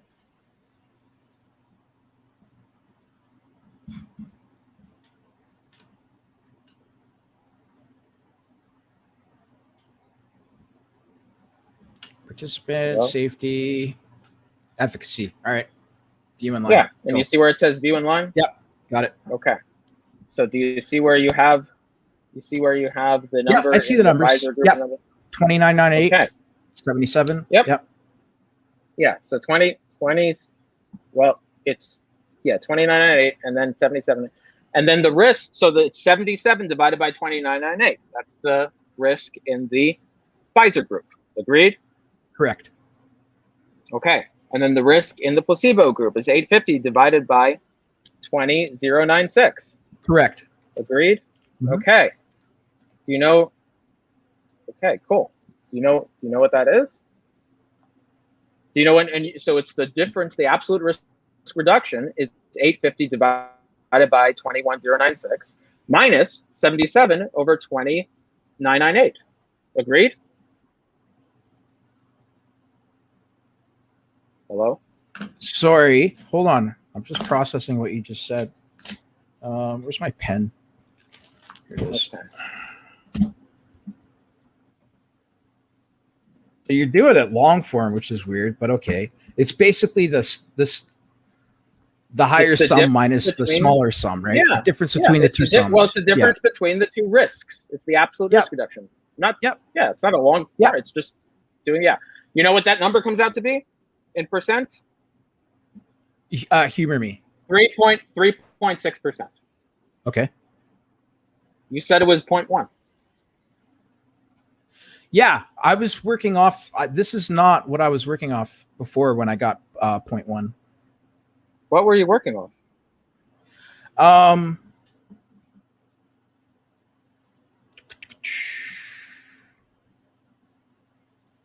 Pfizer's here. I'll send you a link.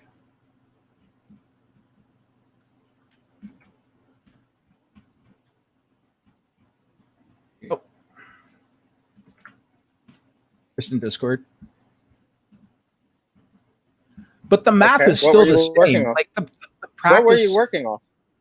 I just sent it to you in Discord. Yeah, no, you sent me a whole paper. But can you point me specifically where the paper? Because it's a whole fucking paper. Like just like you had to send me a whole paper. Well, but no. But I told you where it was. I didn't sorry. Let me find it real quick. It should be under. Yeah, it's table S6. Which, hold on, is it not linkable in this? Table. I don't see a table S6 over here. It's not hyperlinked. Fine. I'll find it in the regular paper. I don't see a table S6 here. But I'll find it in the supplementary. Here, I got it. I got the tables for you. There we go. Supplementary. Yeah. Oh, did you get it, or do you want the link that I got? I think I found it. S6. Vaccine efficacy against COVID-19 after dose 1. Is that it? Vaccine efficacy against severe. I was going against severe after dose 1. Yeah. Okay, that's a different question now. You didn't say severe. You said COVID. Okay, my bad. Yep. Okay. So maybe that's true for severe. Yeah, sure. Yeah, it is. Okay, cool. Yeah. Because severe COVID is what's going to put us in the hospital, right? Yeah. It's what. Severe it's COVID what. Is what. Well, It's severe what's COVID likely is to hospitalize what's us likely to and put. Yeah, can I agree. potentially be a risk of Mhm. death if we don't survive the Yes. hospitalization. Okay. Well, yeah. Look, So- I'll agree. I'll agree that the absolute risk reduction is going to be smaller for severe COVID instead of COVID. Right. I agree with that. Right. And the reason we look We're at not going to disagree severe, there. the reason we look at the absolute risk reduction for Mhm. severe COVID as opposed to just whether or not you contract it at all is Mhm. because we do want our bodies to develop antibodies, right? Antibodies are, for those who don't know, are what your body creates to fight off an infection once you've contracted it, right? You can actually go and get a serology test depending on where you live. My government won't allow it, which is bullshit. But you can actually go and get a serology test, which will measure the amount of COVID antibodies in your body. And that is how they can tell if you've previously had COVID. Avi, would you agree with that? I don't think that's the reason we look at severe COVID, but okay. No, I but think with at least not the only reason. with what a serology test does, that's Oh, sure. right? Yeah. No. Okay. That's fine. Yeah. So the reason that I and many others advocate for looking at the absolute risk reduction in terms of severe COVID is because if we have a likelihood to survive it, if when we contract it based on our current health conditions, we have a high likelihood of surviving it and not being hospitalized, because there are a lot of people who get COVID and they're those asymptomatic cases where like, damn, I didn't even know I had it. And then there's other cases where it's like, wow, I felt like I just had the flu. And then a little bit higher than that where it's like, wow, my sense of smell is gone and it's not really coming back, but they were never hospitalized and they got through it. Okay. So those people will develop antibodies naturally just from that exposure. Okay. Yeah, I understand Now, that. What's the point? What's better? Antibodies with no risk of fucking myocarditis, nervous system damages versus, right, the other antibodies. Well, I think that's a false dichotomy. I think getting COVID How is that a false dichotomy? Because I think getting COVID, I'm answering the question. I think getting Sure. COVID it's not the case that getting COVID has no risk of myocarditis. I think either way, if you get vaccinated or if you get Never COVID, said that. I think, Never said that. well, wait, you said no risk of myocarditis. Okay. You said what's better, So I lumped it antibodies in- with no risk of... So let me rephrase. What I'm trying to say is what's better, to just try and get your antibodies naturally, right? With none of the risks of the adverse reactions, any of them. So, okay, if myocarditis, which you're right, and I was wrong there in framing it that way. You're right. There's an association with both. And I don't wonder why that is. What's similar between the vaccines and the COVID? I wonder. But anyway, but there's not an association between both COVID. Yeah, exactly. Yeah, right. Yeah. No, we That's agree the common that there's also denominator. an inflammatory but there's an inflammatory response that happens. Like, sure, yeah. Absolutely. But all the other ones. But the like, point, the point is that there's no, you're not going to get a situation where you have no risk. No way. I don't know a way of getting. Yeah, I'm going to get a situation where I have less risk. Okay, well, that's a different question. I disagree with that. I think natural immunity. I don't think that it has a lower risk than vaccination. At least I don't think that's. I really don't think COVID is going to I'm sorry. I think I have a higher chance of catching nervous system disorders from the vaccines than I do of just contracting COVID. Way higher chance. Why do you think that? Just based on the numbers that I'm looking at from the UK what data. Numbers? I would look at the numbers from the VAERS, but the VAERS is like a mess, which I'm sure you'd acknowledge. Wait. So just to be clear, so you're getting numbers looking at the nervous system conditions, the specific nervous system conditions from people who have gotten infected versus nervous system conditions from people who have gotten vaccinated. And they've okay, because we don't have the data recorded for those who haven't been vaxxed, right? There is that. I don't have that luxury. We have historical. We have historical background data, which we've already discussed. We have current data. No, we have current data. We have current data. What? How could that be possible? Well, it's possible because, it's possible because it happens currently. And so we have studies that are ongoing that are collecting data and reporting which them. is so skewed. Okay. I already argued this. I'll argue it I don't again. know what's like. It's better to compare against historical background data than it is to compare to the difference that have not yet been vaccinated. No, because you're not comparing. If you look at historical data, you're not comparing if there is an increased risk with COVID, you're missing that. So look again. You're trying to say why would it's better there to have be antibodies. Okay, let me ask you this. Has there ever been a study showing there's an increased risk of these things happening with any of the other SARS that aren't COVID-19? Any of the ones that have come before it? Because it seems convenient to me that every concern somebody has with these vaccines, somehow conveniently, they come up with a way to also link it to just COVID too. In a way to tell the public, well, you're damned if you do, you're damned if you don't. You know, you're fucked either way. So get the vaccine because then, you know, no COVID. It's like whether you get COVID or not, you're getting a fucking neurological disorder. Like that's kind of fucking bogus, don't you think? That's kind of like, it's bullshit. I mean, come on. I mean, no, I don't think so at all. It's bullshit. It's absolutely bullshit. And that is why we use historical background data. Do you want me to? Yeah. Answer your question. So, in terms of SARS was not nearly as large as COVID. I don't know if there's a link between regular SARS and myocarditis. There might be. Okay. But what I do know, what about neurological disorders? Viral. In fact, again, SARS was a very limited. There's not going to be a lot of data on SARS. It was much more limited. But what I can tell you on all kinds of different SARS. Yeah, there's more than one SARS. Okay. So I understand that, but it's not going to even parallel. Like there may or may not be. We can look into it. But the point I'll tell you is that for viruses in general, it's not abnormal. For viruses in general, it's not abnormal at all for there to be myocarditis, and it's not abnormal at all for there to be neurological complications. In fact, I'm looking at some data now. There actually was neurological complications that happened with Middle Eastern respiratory syndrome. Okay. So, I mean, so it can happen, but we don't know if it's like. Yeah. But we don't know enough to really know for sure. Is what. But that right? Wait, but we don't know enough to say conclusively that like.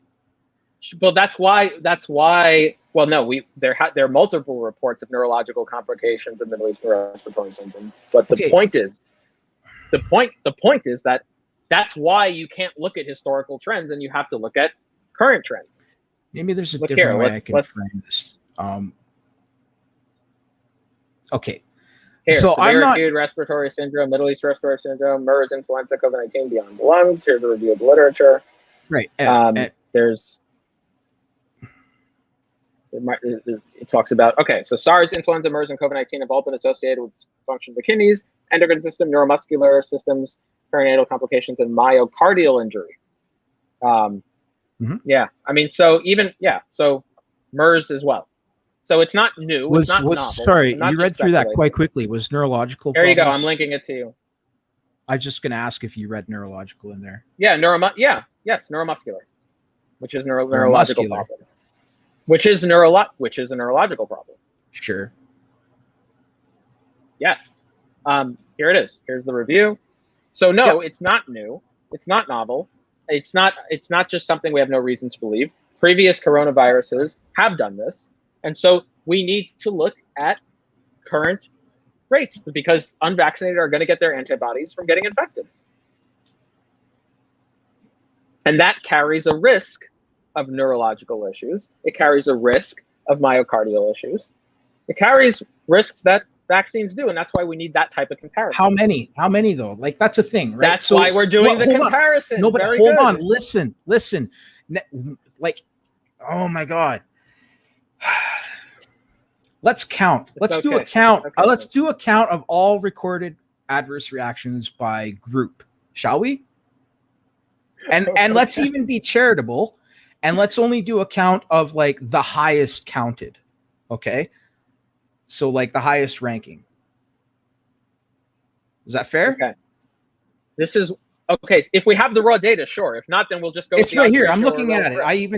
I'm here. Do you wait? You have the numbers for both? You have the numbers From the neurological UK, issues? yeah. From the UK. Wait, no. Wait, stop for a second. You have, just to be clear, you have the numbers for those complications from getting COVID. From the vaccine. Okay, so you don't have a comparison then. If you only have it No, from one I'm not. and not You're the other, misunderstanding where I'm trying to go here with this. I'm not. Okay, so I appreciate what you just said there. So let me try and be more clear. I'm trying to do I like to do a tally of all of the risks, like all the second risk groups, adverse reactions, groups of adverse reactions. So like, for example, gastrointestinal disorders comes up, eye disorders comes up, immune system disorders comes up, right? And no statistical significance from the control group, by the way. It's a pretty big list, and this list is in its entirety. So it includes even the not statistically significant ones, right? Where it's like, here's a couple cases. We don't know what to make with that, but they were vaccinated, right? Much like the VAERS. Well, that's no. It's statistical significance is comparative. Okay. So look. So what I'm looking for. So the reason why I would only be interested in comparative numbers is because you can spew out all the numbers you'd like about vaccination rates, but the interesting thing there is not going to be only one set of numbers. It's going to be what I'm trying to show is that there are much less side effects, if you want to call them that. How are you showing that with only one set of data? How? Holy fuck, dude! How are you showing that with only? How are you showing that with data that doesn't involve numbers from getting COVID? Fucking listen for a second. I am. You're not showing it. Go ahead. I've done it. I'm looking at the number of recorded adverse reactions with the vaccine. Okay. Yeah. There and are how many recorded. Let me finish. There are recorded. We'll say reactions from having COVID, but not nearly as many. Some of them overlap. For example, myocarditis overlaps between getting the vaccine and getting COVID. Right. It overlaps. Wait, how do you know? Wait, hold on. Stop. Right? How are you saying one is? How are you saying the rates are higher with? No, where are you getting the data to conclude? I said you risk it with either. No, hold on. Before you said that, you said you were making the case that the risk is higher with vaccination than with getting COVID. No, not higher. That there are more like groups of reactions. Where are you getting that from? Can you tell me where you're getting that from? UK data. Show me. Can you link to me? Talk about not reading what we exchanged. I know you sent it to me already. Okay. So again, when I made a point to you, notice how I even resent you the paper. Yeah, I'm sending right now. Through where it was in the paper. Fair. So can you do me the same courtesy? Okay. Yeah, absolutely. Sorry, you're right. That was not cool of me. Did you get the link? I'm getting the link and I'm opening it right now. Okay, so once it opens, you're going to have to click on, there's tabs along the top. You're going to need to click on number of individual cases by reaction groups, because that's what we're looking at. How many different kinds of reactions there are. Wait, I'm not seeing. It might take. Okay, I should just open it in another link.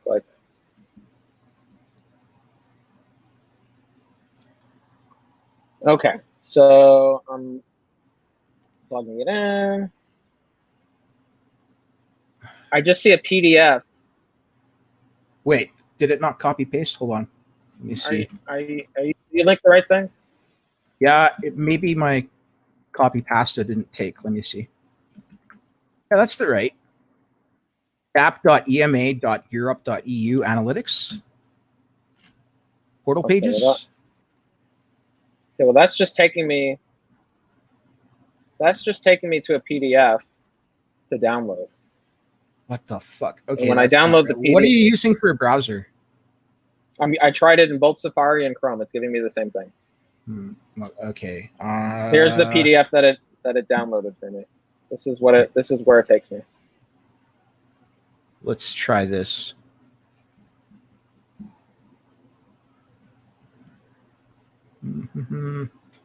I have another link. Sorry, I just have to find it out of this fucking notepad. Because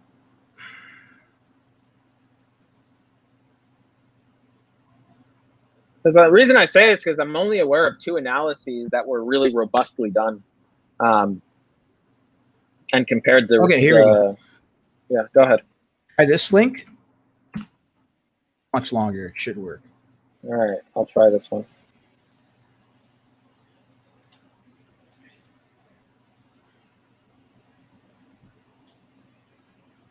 Okay.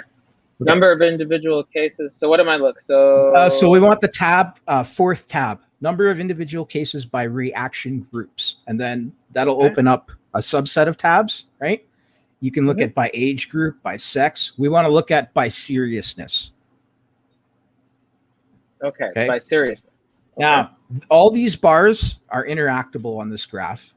Okay, so you can hover over, you can see whatever's purple is serious and whatever's orange is non-serious. And you can hover over the colors of each bar to get an exact number currently to date. And what is this representing? So for what? For vaccination? These are all of the recorded adverse reactions with the Pfizer vaccination. Okay. Okay. Cool. And now where is the same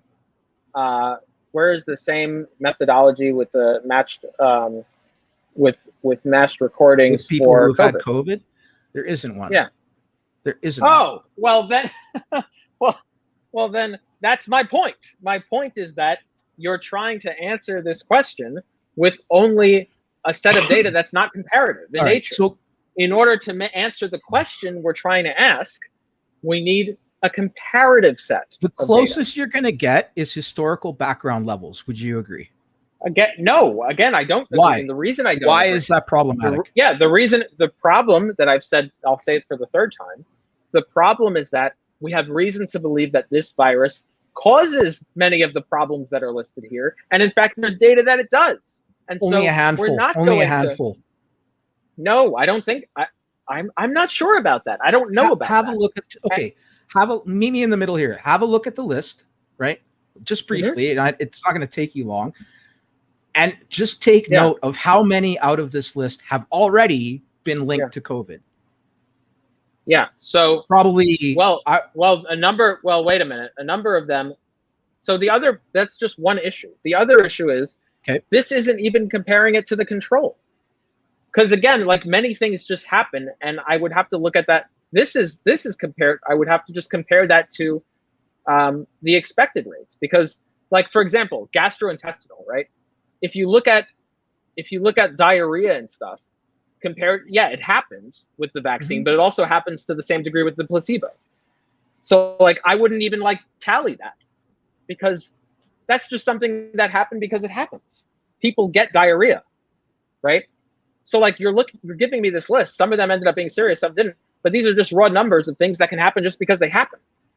What I'm looking for is an analysis that gives me the attribute. Sorry, but I just think you're misrepresenting it here. Every single one of these cases is from somebody who's vaccinated. And I know you're going to throw the VAERS argument. I didn't say otherwise. I didn't say otherwise. Okay. All right. Fair enough. What I said, I didn't say that they were. What I said was that they just happen because they happen. Yes, that they didn't happen in virtue of being vaccinated. That's the importance of the control group. Right. That's the VAERS argument. Or having an attributable, you can call it a VAERS argument.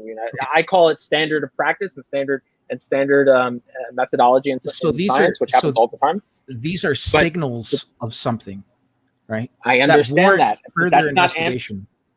Yes, and that's why I presented the comparative data sets that actually tried to do the investigation that's warranted. That looks at attributable cases to the vaccine and attributable cases to COVID. And when you do that, you don't see this difference. In fact, if anything, you see protection. You see that you're less likely to get many of these things. Yes, actually, you can laugh, but it's true. That's actually what the data found.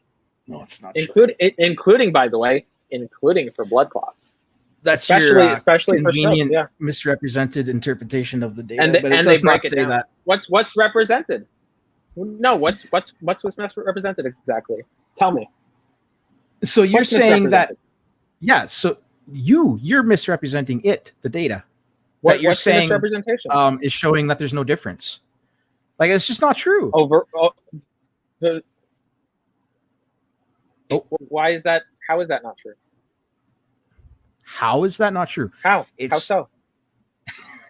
it's Yeah, not true. I looked at the numbers. The numbers. Mhm. How so? Yeah, I looked at the numbers. This is what the comparative analysis show. Shit.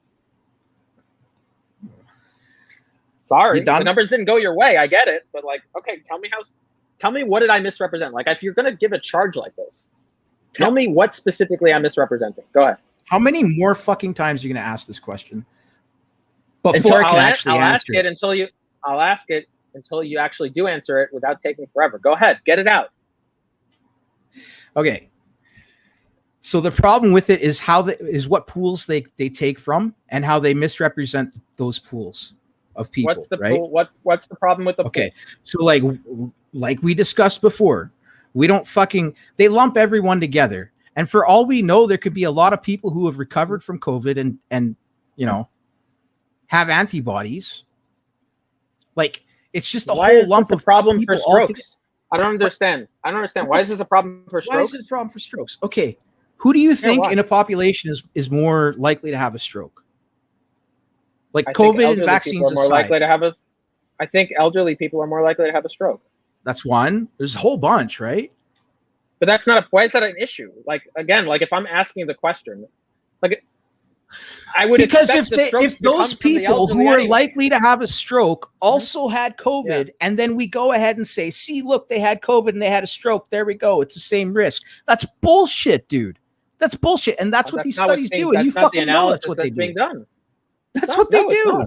Yeah, they do. No, again, look, what's being done here is you look at a population and you look at the population who have gotten vaccinated. You make sure there's an equal representation. That's why you make sure there's an equal representation of the elderly in both of these populations.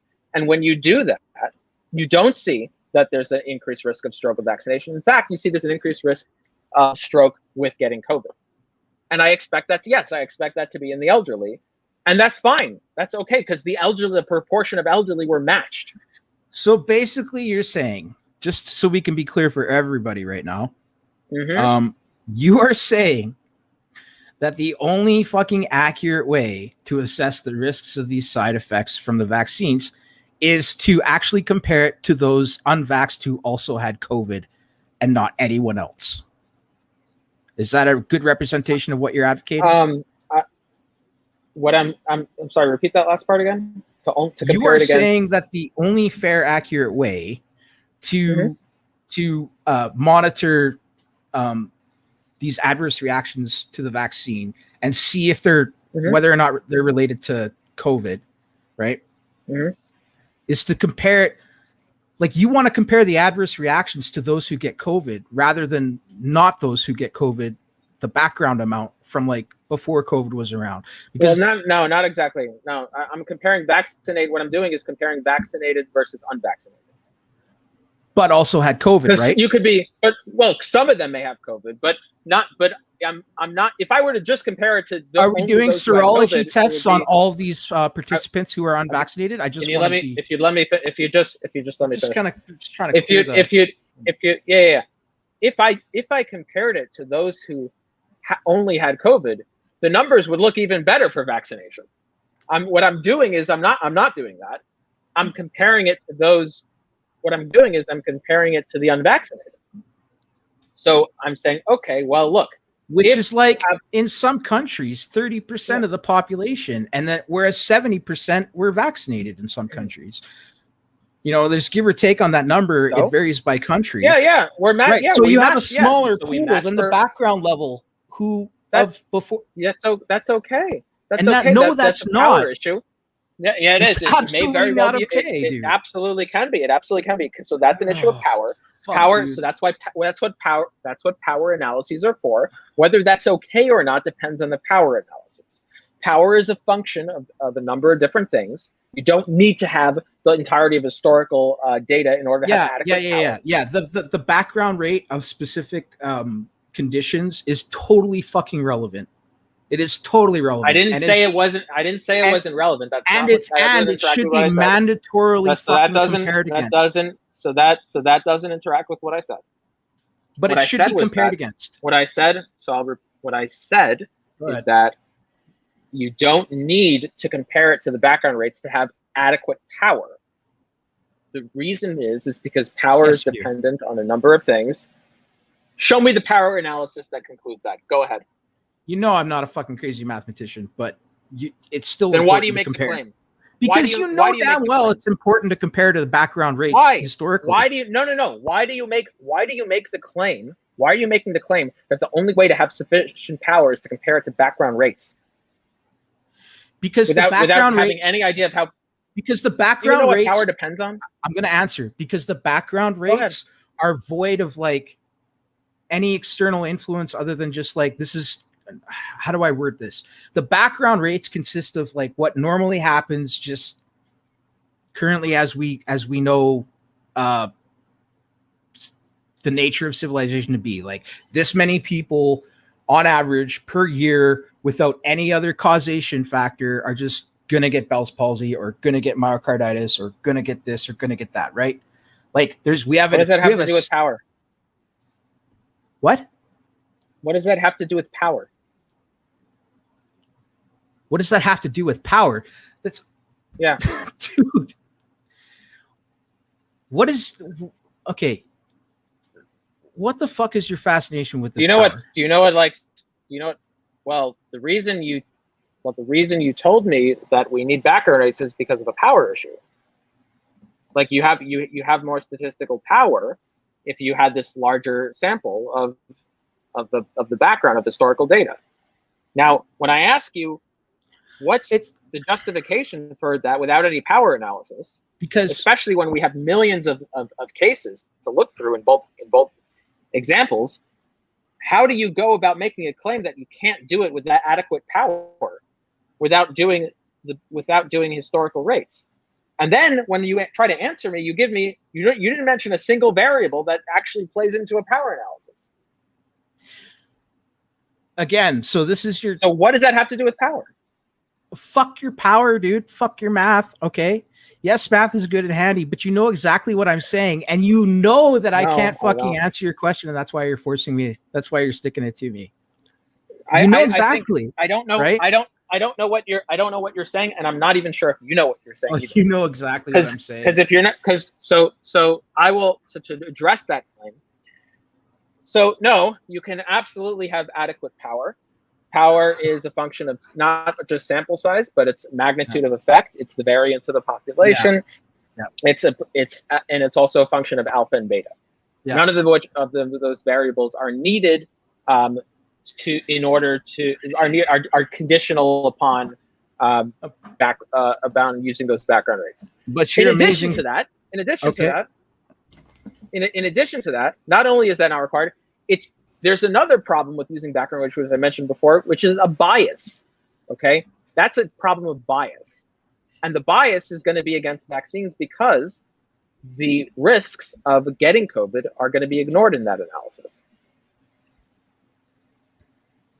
So rightly so, because COVID wasn't around. Well, but that wrongly so because we want to ask the question. Wrongly so. You compare COVID. You compare the effects of COVID to the background. Oh my God. We want to ask historical background data. Then you compare the effects of the vaccine to the background historical data. You don't fucking compare the vaccine to the COVID. You don't fucking do that. Question we're looking at. That's a bias. That's a bias, dude. That's okay. So the question we're looking to ask is, what are your risks of XYZ if you get vaccinated today versus your risks of XYZ if you do not get vaccinated today? To ignore the possibility of COVID if you're an unvaccinated individual in your analysis, we're not bias your answer. No, we're not. Well, if you compare it to background rates, you are. No. Yes. And by your same logic, what you should actually be advocating for is to compare the effects of COVID to the historical background rates, right? Well, you want to do that as well? That would be one. Well, that you can do that, but what I would really like to do, what I would really like to do is even better, is to just compare what happens when you get vaccinated versus when you don't. That directly answers the question. And when you do that, when you make that comparative analysis, guess what? You don't see any of these. That's a bias. That's implementing a bias. What's bias? Fucking COVID. COVID So is a of real course thing you're that always should be going to taken come into up the calculation, of course. with numbers that favor the vaccine always. No, when you do that. look. Well, maybe it turns out you do. Oh, Because maybe. look, I love again, flipping if there the wasn't COVID, Well, look, maybe. dude, I'm not saying, but I'm also saying. Look, if there wasn't COVID, I wouldn't be advocating getting the vaccine. Yeah, no fucking shit. Like, of course I'm gonna say, of course. Oh fuck, man. Yeah, the reason why we're taking COVID into account is because that's the entire reason we're getting vaccinated. I wouldn't be advocating getting this vaccine if COVID wasn't a thing. All right, let me ask you this: do you think that people who have had COVID should be vaccinated? People who have had COVID should be vaccinated. I think that's. I don't know. I think that is a contentious topic. I think the data that we have is very preliminary. There are certain cases where it may make sense based on the preliminary data to get vaccinated, even after you had COVID. So, okay, can I not? One reason. Do you think we could use that? Okay, that statement you just made. Okay, that was great. Could we also make that same claim with regards to whether or not you should get vaccinated against COVID? Like, oh fuck, I had it and I missed it. Wait, did you have any problem with what I just said? No. But I think you should also apply what you just said to the opposing side of things, to the other side of the coin, right? What do you mean? So you just said something along the lines of the preliminary data is showing that there's a strong reason to justify someone who's had COVID to get vaccinated, even though they've had COVID. Right? I said there were certain conditions. I said there were certain cases. Certain conditions. Okay. I said there was, sorry, yeah, I'm not yeah. I'm not trying to misrepresent it. But now, instead of applying that to somebody who's recovered from COVID, right? Why don't we apply that same statement to somebody who also hasn't had COVID but has a high likelihood to survive it and not be hospitalized? Like a high likelihood. Like somebody who's 25 or under and healthy. Yeah, the reason there's a number of reasons for that. So one reason is because there's long-term complications of getting there's long-term risks of getting COVID when you're in your 20s or 30s. One of those, yeah. So we went over. Are those long-term risks for somebody in their 20s or even their 30s equal to the risks for somebody in their 50s, 60s? No, they're not, but they're still bad enough. But I think they're still bad enough to justify getting the vaccine. So if those risks are lower than your chance of, then a few things. So do you not agree that it would be appropriate to apply those risks and assess them versus your risks of any, not one, not two, not three, but any of the adverse reactions potential? Yes, of course. Okay. Yes. And also factor in your risks of contraction. What do you mean risk of contraction when you say? Literally your risk of contracting COVID. Because you understand that there's a difference between being sure.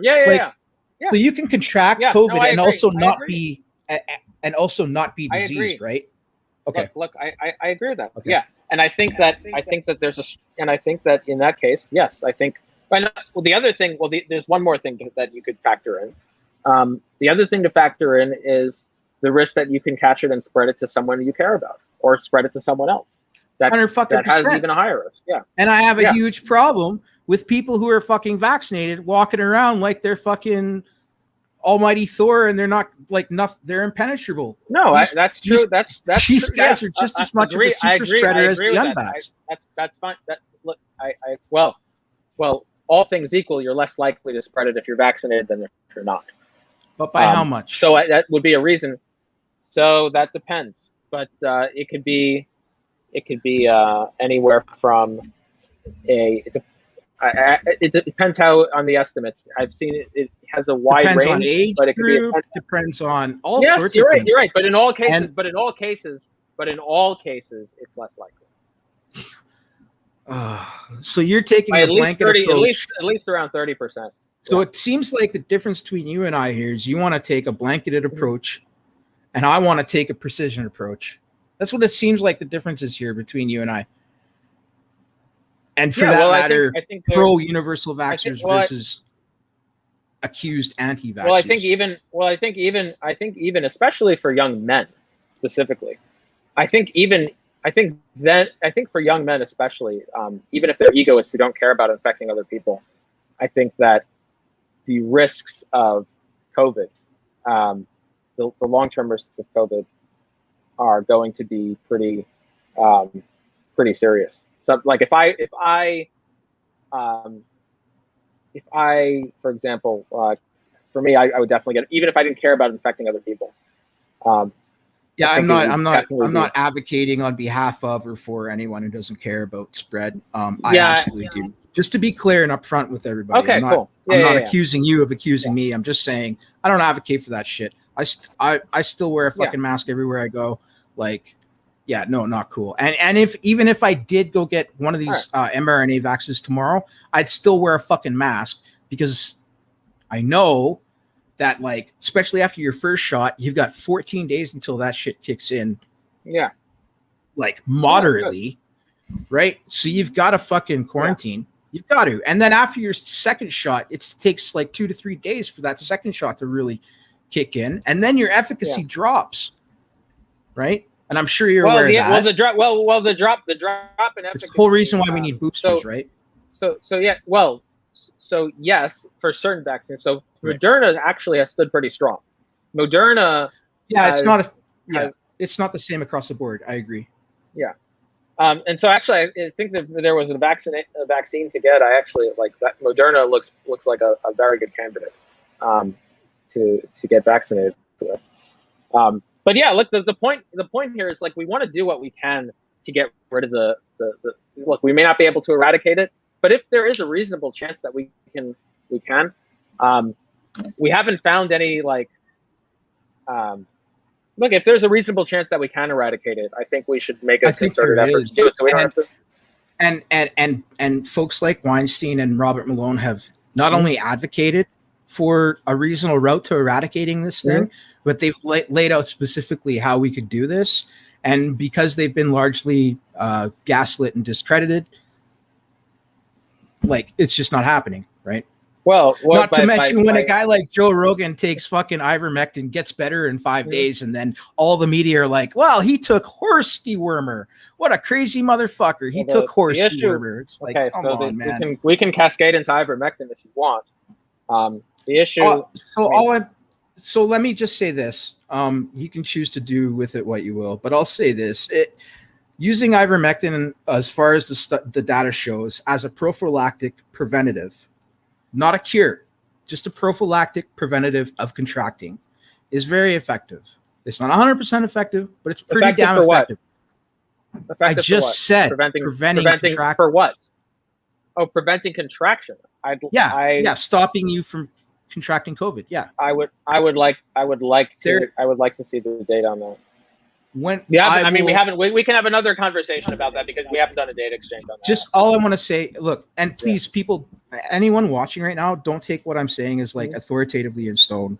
I'm sure most of you know better already because I've already looked bad multiple times in this discussion. That's fine. I'll eat that. But, like, what I'm saying here is not in stone. But what I am saying is that what folks like Weinstein and Robert Malone have advocated for is like a 2 or 3 pronged approach to getting rid of COVID, and that we're putting too much weight behind these vaccines. We're not being precise enough with how we're rolling them out. We're just widely applying them, which is problematic. Okay, and that what we should be doing is any other repurposed medication that has clearly shown to be effective in reducing spread and reducing symptoms, we should use it for those who are maybe not vaccinated yet, or, you know, way back when these vaccines were being rolled out, instead of telling people, like, you know, come get your first shot, and then 21 days later we'll give you your second shot. Using ivermectin within that 21-day period between first and second shot would have been highly effective if it does actually do what the advocates for it say it does, which is stop you from contracting it in most cases. Because just imagine hold on. Well, before we go on, imagine how many escape variants, how many less escape variants we'd have if everyone who was in the 21-day period between shots didn't contract COVID, because you can get your first shot within 21 days, catch COVID, and then that can escape. We call that an escape variant. And guess what? Now we have breakthrough cases, right? So this is how this shit works. And being ignorant to ivermectin, and other things, there's other things too. So in terms, I'm happy to schedule another discussion with you, and we can debate ivermectin. I don't think that there's a good case to make that ivermectin prevents contracting COVID. I certainly don't. Yeah, think I know you have a high cognitive ease. Well, we can get into the data if you'd like. That it prevents death, especially when you exclude the fraudulent trials and the trials that have mathematical errors in them, errors where suspicious of fraud, where the numbers actually don't add up in the individual You're looking trials. You're citing shit from studies that have looked at people who have already had COVID, were hospitalized, and given ivermectin in the process. There are studies that show that even earlier. Okay, all right, fine. I'll take your word at it for now, because I don't want to get lost in the weeds of that. All I'm saying is we need more. Look, that's fine. I agree. Look, okay, go ahead. You went on for a while. Listen, just let me. You're right, I will, because I let you remember. Yeah, I let you go on and on. And look, I agree. We need more data, and more trial data is being conducted right now. Because the reason we do is because a lot of the data on ivermectin right now. I agree. Yeah, the reason that a lot of the issue with ivermectin is a lot of the data right now is coming from small trials that are being published in, unfortunately, countries that have very high rates of academic fraud. And some of those trials have already been found to be I can prove that. One has been proven, and the other one has had mathematical impossible results. There's been another one that has high red flags for just outright fraud. One has been proven. Look, and it's very lucky. I'm aware of one, so I'm not aware of any others. There was one. There was one. To be clear, there was one that had been basically proven beyond a question of a doubt that it was fraud, because they found that they were copy and pasting their patient data. That's the one that got retracted. There is another trial. That has mathematically impossible results. However, it was not to the point where we could prove that no. You're talking about the one where they administered ivermectin to the healthcare workers, and that 3 weeks later they're like something along the lines of 2 or 3 weeks later they never contracted it. No. And that this is such a fantastical claim that we're expected to. No. That's not what I'm. Okay. No. I'm aware of that one too, but that's not the one I'm talking about. Okay. No, I'm talking about numbers where mathematical impossibility actually is mathematical impossible, where it's like you recruit this number of patients, you say this many dropped out, and then you are left with this amount left over, and these numbers don't add up. What would be sorry, do you have more to say? I don't mean to cut you off. Yes, I do. Because my point is that the other thing is that if you look at the countries where the best results of ivermectin are coming from, and you look at the countries that have the highest rates of academic fraud, they're coming from those countries. They're coming from countries that really do have the highest rates of trial fraud. And that's why we need large, multi-center, randomized controlled trials that are conducted by trustworthy organizations. And even if they're not trustworthy organizations, but at least from places that have low rates, at least for it depends on your bar. I don't know why that's funny. But at least funny because you're framing it in a way to lead people to believe that nowhere in North America are we as nearly as fraudulent, which we are. No, that's not. No. That's not what I said. I said overall in North America we're not nearly. You're framing, not saying. No. But here's what I will say. I say overall in North America we are not as fraudulent as other countries. Okay. I agree with that, and I can prove that. No, I can prove that. There are a number of analysis I can share with you to prove that. That's another day, another time. Yeah, that's fine. That I'll stand by. I don't think that's funny at all. I think it's actually really sad. Mhm. But yes, so I think I do think that we should have representative data from the most trustworthy that we can get. Yeah, and when we did it for hydroxychloroquine, I didn't think we found anything. But look, if it comes out to be that it really, here's what I'll say about ivermectin. If it comes out to be that the trials, these appropriate large multi-center randomized controlled trials, turn out to have positive results, great. Vaccinate, and do that. Great. I have no problem. By the time these trials conclude, it'll be too fucking late. The damage has already been done, right? But in the not necessarily. That's not true. That's not necessarily true. Well, because in terms of eradicating the virus, maybe we would be able to eradicate the virus. That's what I mean. Like, the damage has already been done. So, well, look, I mean, yeah. Are we ready to get to? Here's the concessions I want to wrap up. Yeah, we can start wrapping. Here's the concessions here's the main points I want.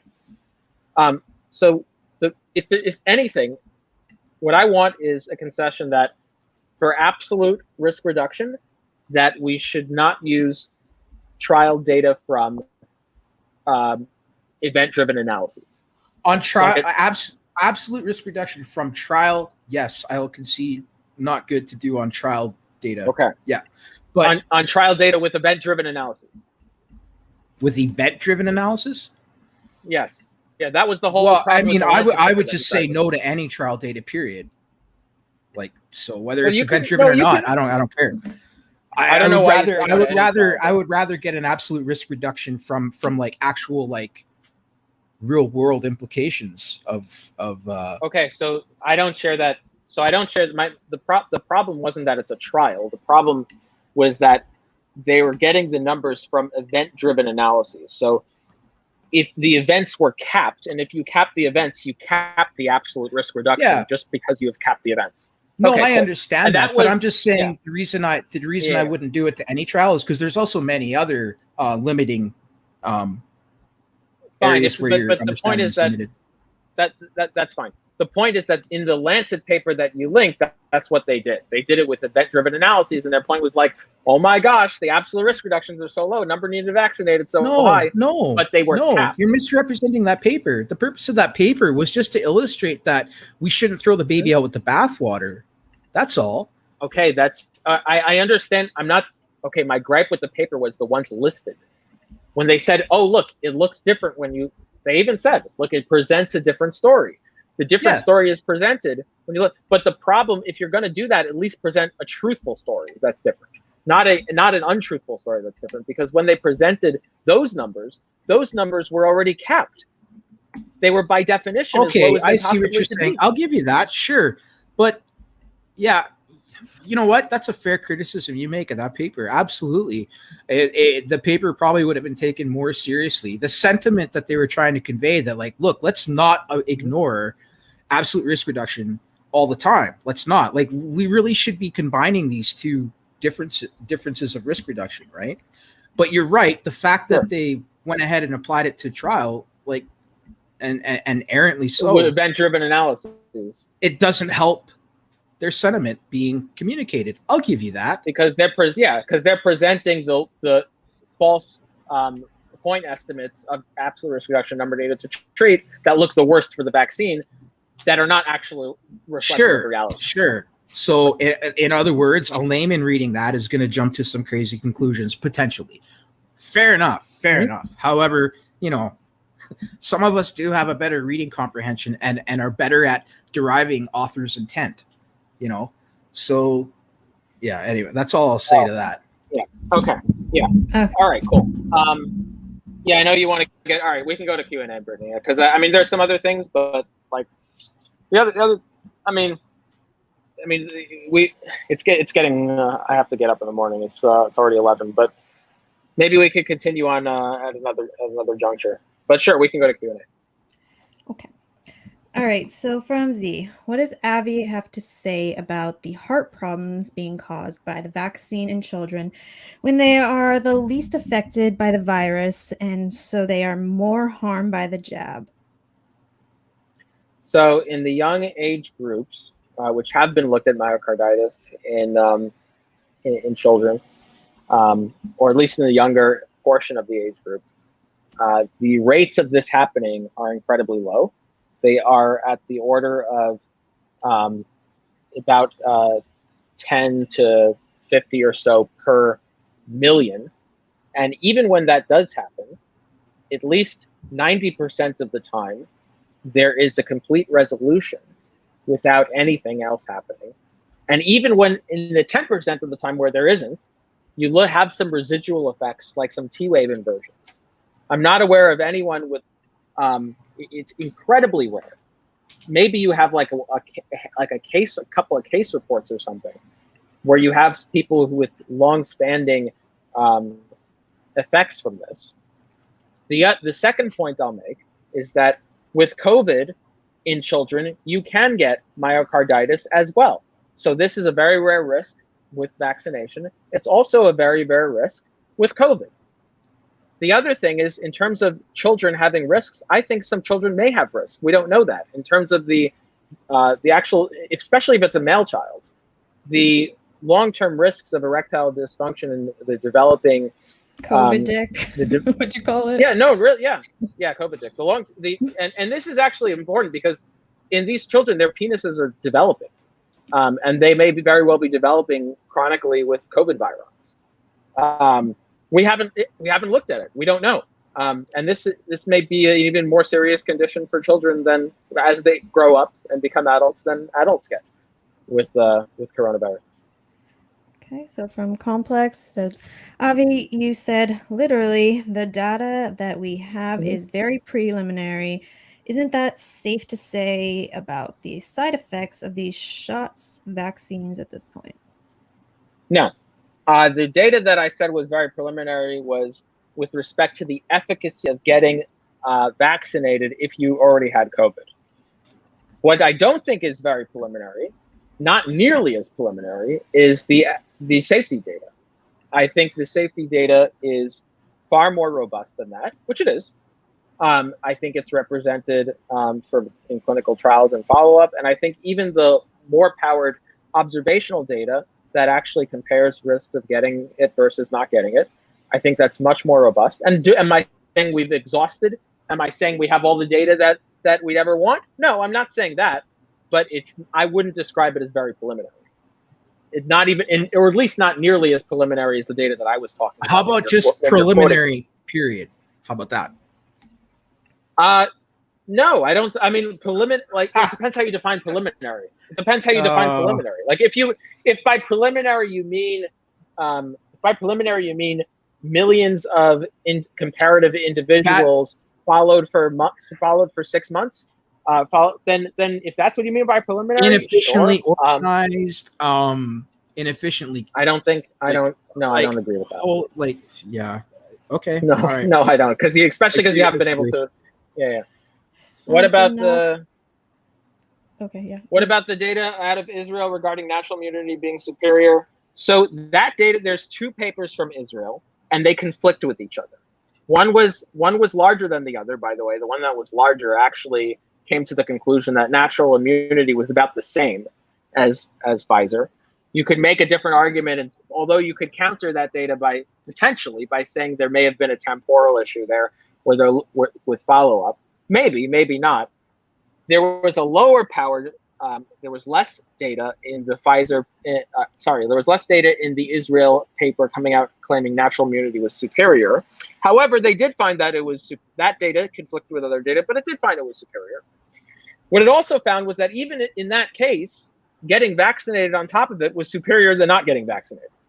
The difference went from a 13-fold improved protection to a 19-fold improved protection if you got vaccinated on top of that. So yes, maybe natural immunity is better. Maybe that's true. Maybe. But well, I say maybe because one study said it wasn't, one study said it was. But look, let's grant it is. Are you familiar? Sorry. It's still, even if we grant it is, I'd rather have a 19-fold protection than a 13-fold protection. Are you familiar with the now I didn't check to see Are you familiar with I think I sent it to you actually like a week ago or whatever. The mechanistic data? Longitudinal analysis shows. Okay. Yeah. So the issue, there's an issue with that. Go ahead. Yeah. Go for it. No. It's not an issue. It's not a problem with the paper. It's just an evidence hierarchy issue. So I just wanted to point out that within this particular paper that I just mentioned, this is not from the Israeli data, right? This was right. No, I know. Okay. Yeah, I saw the paper. It concluded that. Okay. I saw the paper. It's just an evidence hierarchy issue is that we look at outcomes over mechanisms. All things else equal. For Avi, what are your thoughts about Biden not mandating the shot vaccine for U.S. PS workers, Congress, and the Senate? Is this virus selective and only out to get the rest of us? So I don't know enough about Biden's policy. Again, like I'm not a defender of Biden. I'm not like, as I said in the beginning, I'm not like, I'm a political particularist very much. So I don't actually know if this is true, if Biden didn't mandate this for USPS workers, that Congress, is and true. Senate. Yeah. Okay, so granting he did, so then I disagree. So I think if he wants vaccine mandates, then he should have the same mandate for the government as they are for the populace. If he wants to mandate it for the populace, then he should mandate it for his own. Can I speak to this one, Brittany? Well, yeah, but we can't do this on every single one because we have a lot of questions. So if we're going to be doing, I just wanted to throw out the speculation. I could be wrong that maybe it's because USP workers spend most of their time working outdoors, so that could be why. All right. So from Neon Noor, Avi, how many people really died from the Spanish flu? I heard most of them died from the vaccine. They all got the armies vaxxed. Like I'm assuming they mean like military personnel. It was mandated for them to be vaxxed. Yeah. I'm assuming. I don't know. Maybe that's what they mean. Yeah. There's a wide range of estimates in terms of like Spanish. They range from like around 17 million to 100 million. Generally, accepted range is around 25 million to 50 million. Okay. I'm not aware of like all these like the vaccine deaths from the Spanish flu being like representative of such numbers. Mio, is it not concerning that they are only starting studies now about women's menstrual disorders caused by the vaccine after tens of millions have taken them? It depends on when the signal is. Look, if a signal is found, now, then I wouldn't be surprised if they started doing further investigations now. But I'm not. So, but in terms of like monitoring for these things, like in the trial since their inception, you ask for any adverse event, whether that's a menstrual issue or whether that's some other issue. So the idea that we only started looking for anything these things, we look for everything since the inception. Now, if you're asking like when are specific studies being done, I'm not aware of data that COVID is affecting the COVID or the vaccine is affecting like the menstrual cycle to any like incredible degree.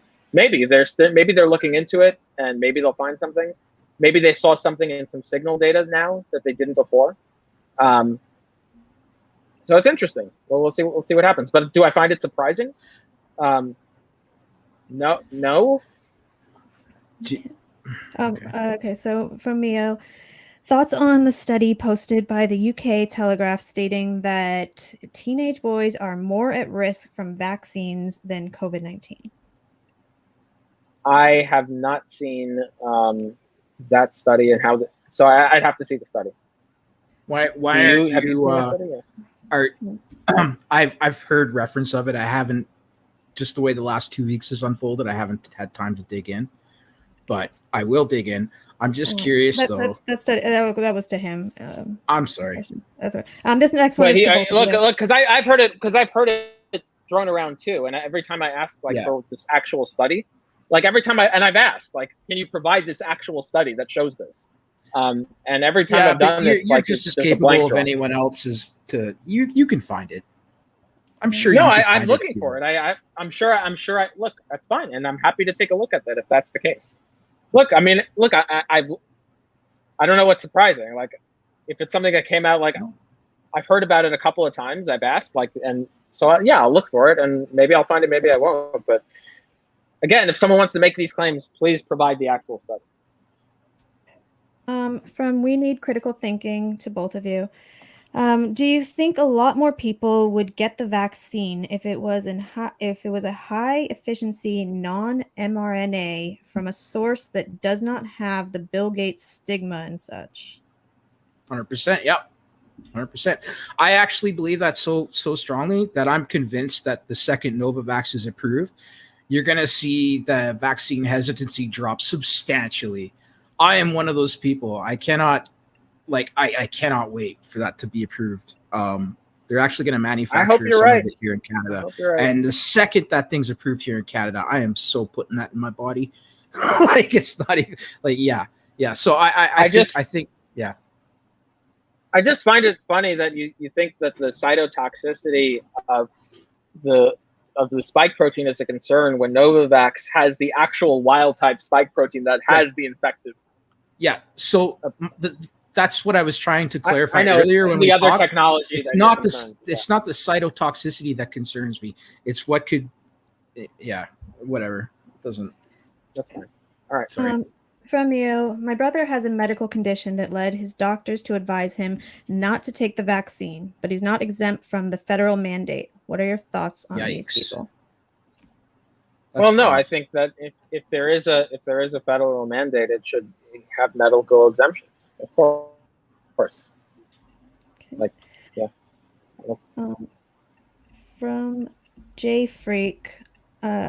Why isn't natural immunity ever referenced in regards to the vaccine mandates and rarely discussed in these conversations? Mm-hmm. Well, I think there's a large debate discussing just that. We've discussed that today here. And but in terms of like, why isn't it? I don't know. I think it should be discussed, and I think it should be considered, because I think the data is at the very least equivocal. You have one study saying one thing, another study saying another thing. There's not enough data to. Yeah, go ahead. Well, so can I just bring something up to this? I think that if anyone wants to advocate vaccine mandates, I think they should allow for very conclusive serology tests to be accepted as somewhat of a vaccine passport in a sense. There's actually a law professor at the George Mason University. His name is Todd Zwicky. He actually sued his university where he teaches at, and won his case. So they wanted to force him to get vaccinated, even though he had already had and recovered from COVID. He went through 6 serology tests, not 1, 2, 3, but 6. All of them verified that he had a substantial amount of COVID antibodies, and they still wanted him to be vaccinated in order to teach. He took them to court and he won, and good on him for doing that. But I just want to. This is where I'll agree. So I'm only bringing this up. I'm only bringing this up because there are tests of it. People can get serology tests, and they can show whether or not you have enough antibodies. And I think that if we can use those as sort of like a vaccine passport, just show the serology results to anybody when you're traveling or whatever at a restaurant, that would be great. But it's funny how that's not on the table. It's either vaccine or nothing. That bothers me. All right. So from Vosh fan, I'll agree. Yeah, I'll just agree. Like, if you have serology that shows neutralizing antibodies, I think that should be considered. I think that should be considered as good as vaccinated. Just like with any other condition, like with measles, mumps. Like, if we accept antibodies, right? We accept neutralizing antibodies as proof of immunization. As proof of immunity. Yeah. All right. So from Vosh fan, Avi, even if both COVID and the vax have risks, vax suppresses a more versatile immune response against variants, AOS, requiring stacking new mRNAs for each strain for no benefit. Not necessarily no benefit. So there's a mechanistic intuition pump that you will have a more diverse antibody response, and then you'll be better for certain variants. There is a potential risk actually for this. So first off, we don't actually, again, it's contentious. We don't know that there will or will not be better immunity. One study says one thing, another study says another thing. But I want you to know that there actually is just as well a speculative risk to having a more diverse antibody response. The speculative risk is something that thankfully hasn't been found yet, but has been found years after in other pandemics, which is antibody-dependent enhancement. Thankfully, we haven't found any examples of antibody-dependent enhancement yet. However, I'll just mention with dengue, for example, we didn't find that until years after down the line. Getting a more diverse antibody response, look, the reason the S1 subunit, the spike protein, was chosen is because it's a very good target, because not only is the mechanism of infection, but it's mechanistically, we don't take that to be a target for antibody-dependent enhancement, because it just gets in the way of the cell infecting it. It's not going to improve the infectivity. If you have a diverse antibody response, then you have the opportunity to form other antibodies that can attach to other areas of the virus, and some of those might be enhancing rather than neutralizing. Mm-hmm. And so that is the mechanistic risk of natural immunity. It might be better, it might be more effective, but when those neutralizing antibodies wane, you might be left with enhancing antibodies that may make the disease far, far worse. Thankfully, we haven't seen that yet. But with other pandemics, it took us 2 years to see it. We could also see that from the vaccines as well. We got to get through some of these questions. It can, but the idea is that the mechanistic issue is that it's targeting just the point of entry, and so it's less likely to be enhancing rather than neutralizing. Okay, so from Mia, seeing as there are no long-term trials, even animal trials, on these mRNA vaccines, do you think that there is any validity to all the skepticism about them? I'm sorry, that was for me? Mm-hmm. Yeah. Most of these are for you. Okay, so since we haven't seen any, I'm sorry, just repeat it. Yeah, okay. Seeing as there are no long-term trials, even animal trials, on these mRNA vaccines, do you think there is any validity to all the skepticism about them? I mean, some skepticism there may be, but I think a whole bunch of it is not valid at all. I think we have reason to have very low priors for long-term effects for these vaccines. And I actually have had an open challenge about that. Generally, when we see long-term effects, it's for things that we have continuous exposure to. If you're or things that mutate DNA, thalidomide, or if we take things that are like dosed frequently.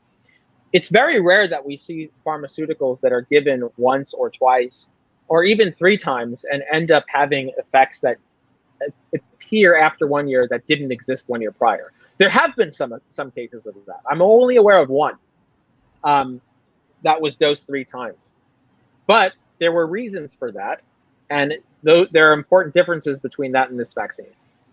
So I think our prior should be low, and I don't think it's 6 months is meaningless data. I think 6 months should update our priors. So yeah, I mean, and I'd also ask, like, how much time do you want? Like, how much time are we going to go and say, oh, well, there's no long term? What does long term mean? Well, long term means however data we have plus X amount of time. It's like the goalpost always moves. We didn't have 6 months data. Now we have 6 months data. Okay, you don't have 8 month data. Now we have 8 month data. Oh, you don't have a year data. Okay, now we need 2 year data. Like, I mean. All right, so from you, Israel, one of the most vaxxed in the world, has a much higher rate of cases than Sweden, despite no lockdowns, restrictions, and a low vax rate in Sweden. Thoughts? True. Yeah. So again, there's fundamental differences between Sweden and Israel. This is why you compare Sweden to other Nordic countries where the confounding factors are most similar instead of Israel. And when you do that, when you compare Sweden to Denmark, Norway, Finland, Iceland, the COVID deaths and excess deaths from that pandemic were greater than all the other Nordic countries combined in Sweden. Okay? So, sorry. Sweden is a complete failure compared to other Nordic countries in terms of COVID. Okay. That's just the numbers. from Voshvan.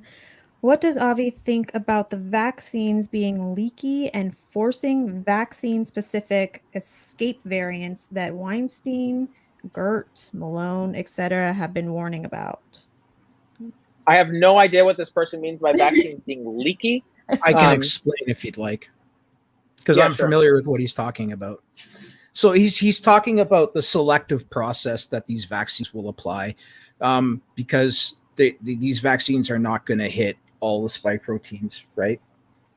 So a good analogy would be like, imagine you had a bowl of water, right, filled to the rim, and there was some berries floating around, and in this analogy, let's call our hand the vaccine, okay, and let's call the berries floating at the top of the water, right, the virus.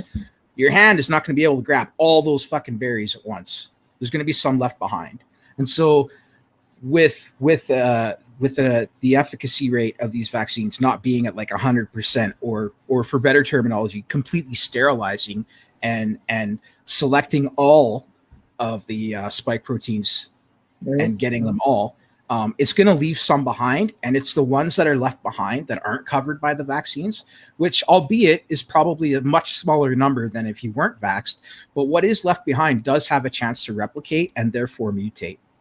So that's what he's talking about. So I can address that. So I'll make several points. So point one, that's true for natural immunity and it's true for vaccination. Both natural immunity and vaccination will leave some behind and will cause a selective pressure on what is left behind. But so naturally, if you want to use that as natural an argument, antibodies will capture more, right? Your natural antibodies may capture more. However, but even if they capture less behind, then it would be more specific with the selective pressures for what's left. That's true. Behind. Yep, that's fair. Yeah. So yes. So if you want to say that could also be used as an argument against natural immunity. So you got to make sure if you're going to make an argument against the vaccine, you got to be careful because that can cut against natural immunity as well, which it does in this case. Well, I don't think that's anyone's intention. Well, yeah, but the other thing is that actually variants can happen even with drift. So variants, you can have variants just by the main thing. Look, variants happen and they arise. They're like the vaccination and immunity can give selective pressures, but fundamentally variants arrive by having a body that the virus can replicate. Yeah, that's fundamentally how that happens. What we want to do is reduce the amount of bodies that this virus has access to. Yep. We want to get rid of the virus. We want to get back to normal. We want to get back to our lives. Let's get together and do it. Like stop this bullshit. Okay? Stop giving the virus bodies to replicate. Okay. Love your syringe reductio for the abortion argument. I steal it often. Strong word reviews in abortion. What? I don't know what what he means by my syringe reductio. It's strong. What are your views on abortion in the case of rape and what? In the case of rape, I think the Jewish Jermaine Thompson analogy of the violinist actually holds. And I think that it's different from non-rape cases because of that. Okay. Move this. And let's see here. So from Voshvan, according to the CDC's data, shows a 0.01% risk of hospital death for under 50-year-old males with COVID. Why take a leaky vax that has any risk to lower 0.01% for no prevention of reinfect transmission? So I already answered this question, but I'll answer it again. So number one, the only concern is not death. Okay, there's long-term consequences that have much higher likelihoods of happening, especially if you're male. Number two, it's not just you. It's not just about you. It's the people around you as well. The people around you who don't have 0.01% chance of death. The people you could spread it to who don't have 0.01% chance of death. And all of the much higher probable things that can happen to them that aren't death. Why people are only looking at death is beyond me in terms of the risks. Don't look at that. If you're gonna start talking about myocarditis instead of death for the vaccine, then you got to talk about these other risks for COVID as well, and not just only look at death. Yeah, I agree. I think death gets focused on too much. Not that it's not worth focusing on, but you should be looking at everything. I agree. All right, so that's all the questions. So I'm just going to give you guys each 2 minutes to say any final thoughts and closing statements. So Finch, you want to go first? Do you mind going first, Avi? Yeah, I mean, so just to recap, I think Brett Weinstein and Robert Malone were misleading when they said when they omitted something that was very important, as I mentioned before. The other main point of contention that I had was that week was already agreed on, which is the way the Lancet paper reported the absolute risk reductions when the number needed to vaccinate. I think overall, and then the other point of contention is the comparative data. I think data should be looked at comparatively. If we're trying to answer a specific question, we should get the data that we can do to answer the specific question. I think when you do that, I think the risk benefit analysis, I think it's pretty clear that across the board, and by across the board, I mean even in lower age ranges, with the possible exceptions of already having neutralizing antibodies or natural immunity. But I think for unvaccinated, non-infected, I think generally speaking, it does pay to get the vaccine. And I think we need to say goodbye to this pandemic. I think we need to say goodbye to the coronavirus. I think we need to stop spreading. I think we need to stop promoting bullshit. Really, I think we need to stop on all sides. Like stop, but really, I think the anti-vax side, but I'll acknowledge that there's misleading things on all sides, but I think it's heavily on the anti-vax side. But we need to just stop the bullshit, and so we can get back to our lives. Yeah, I mean, Finch. Yeah. So I agree with Avi's final sentiment about enabling us to all get back to our lives wholeheartedly. And I think a lot of people that are being accused of being full-on anti-vaxxers, not by Avi at all, but we all see it in the Twitter realms and on the news and stuff. There's a lot of alienation going on between vaxxed and non-vaxxed, and I think that needs to stop. That's definitely some bullshit that needs to stop. I think we need to be more charitable towards people who have hesitancy towards these newer vaccines. That said, I realize that optically I probably didn't come off the best here in this conversation at all. And you know what? I'm willing to live with that and accept that. The biggest thing that I really wanted to convey, whether regardless of any contentions Avi and I had, I really want to just convey that like this whole thing could have been handled better. I don't think maybe either side would disagree with that. Maybe I'm wrong, but this whole thing could have been handled better, but not just handled better, but like handled substantially much better than it's been handled. The alienation of doctors who have been advocating for things like ivermectin or hydroxychloroquine, or even some of the other stuff that's a bit more experimental, like some of these antiviral pills that are out there. I know Florida has been giving them away for free. Like, these things really shouldn't be minimized and gaslit. We should really be trying to tackle COVID from all sides possible, rather than just forcing these, as someone said from chat, leaky vaccines on everyone universally. Because when we do that, as it's already been shown, it's like gasoline on the fire, and we end up with more variants than we need, quicker than we need them. So, look, I want this thing to end as bad as anyone else. And yeah, I just want people who are unvaxxed to stop being alienated by everyone, basically. All right. Well, thank you guys both for coming on. This was fun. We do have the poll up in our community section, so you guys can go vote. Avi will be, I think, back next week, and I will be posting the schedule for this week. I'll post that tonight. We got a good week for you guys. And tomorrow night we'll be back with Stardust at 9 p.m. Eastern for a systemic racism debate. Other than that, thanks for joining us. And we Don't forget to like and subscribe. I see 79 watching and only 38 Yeah. thumbs up. Come on, guys. Love us, you guys. Love us. Okay. Brittany and Todd do great things for this community. So yeah, show them some love. Oh yeah, and join the Discord and follow us on Twitter. Those are the two best places you can find all our updates. We will see you guys tomorrow night, 9 p.m. And get vaccinated.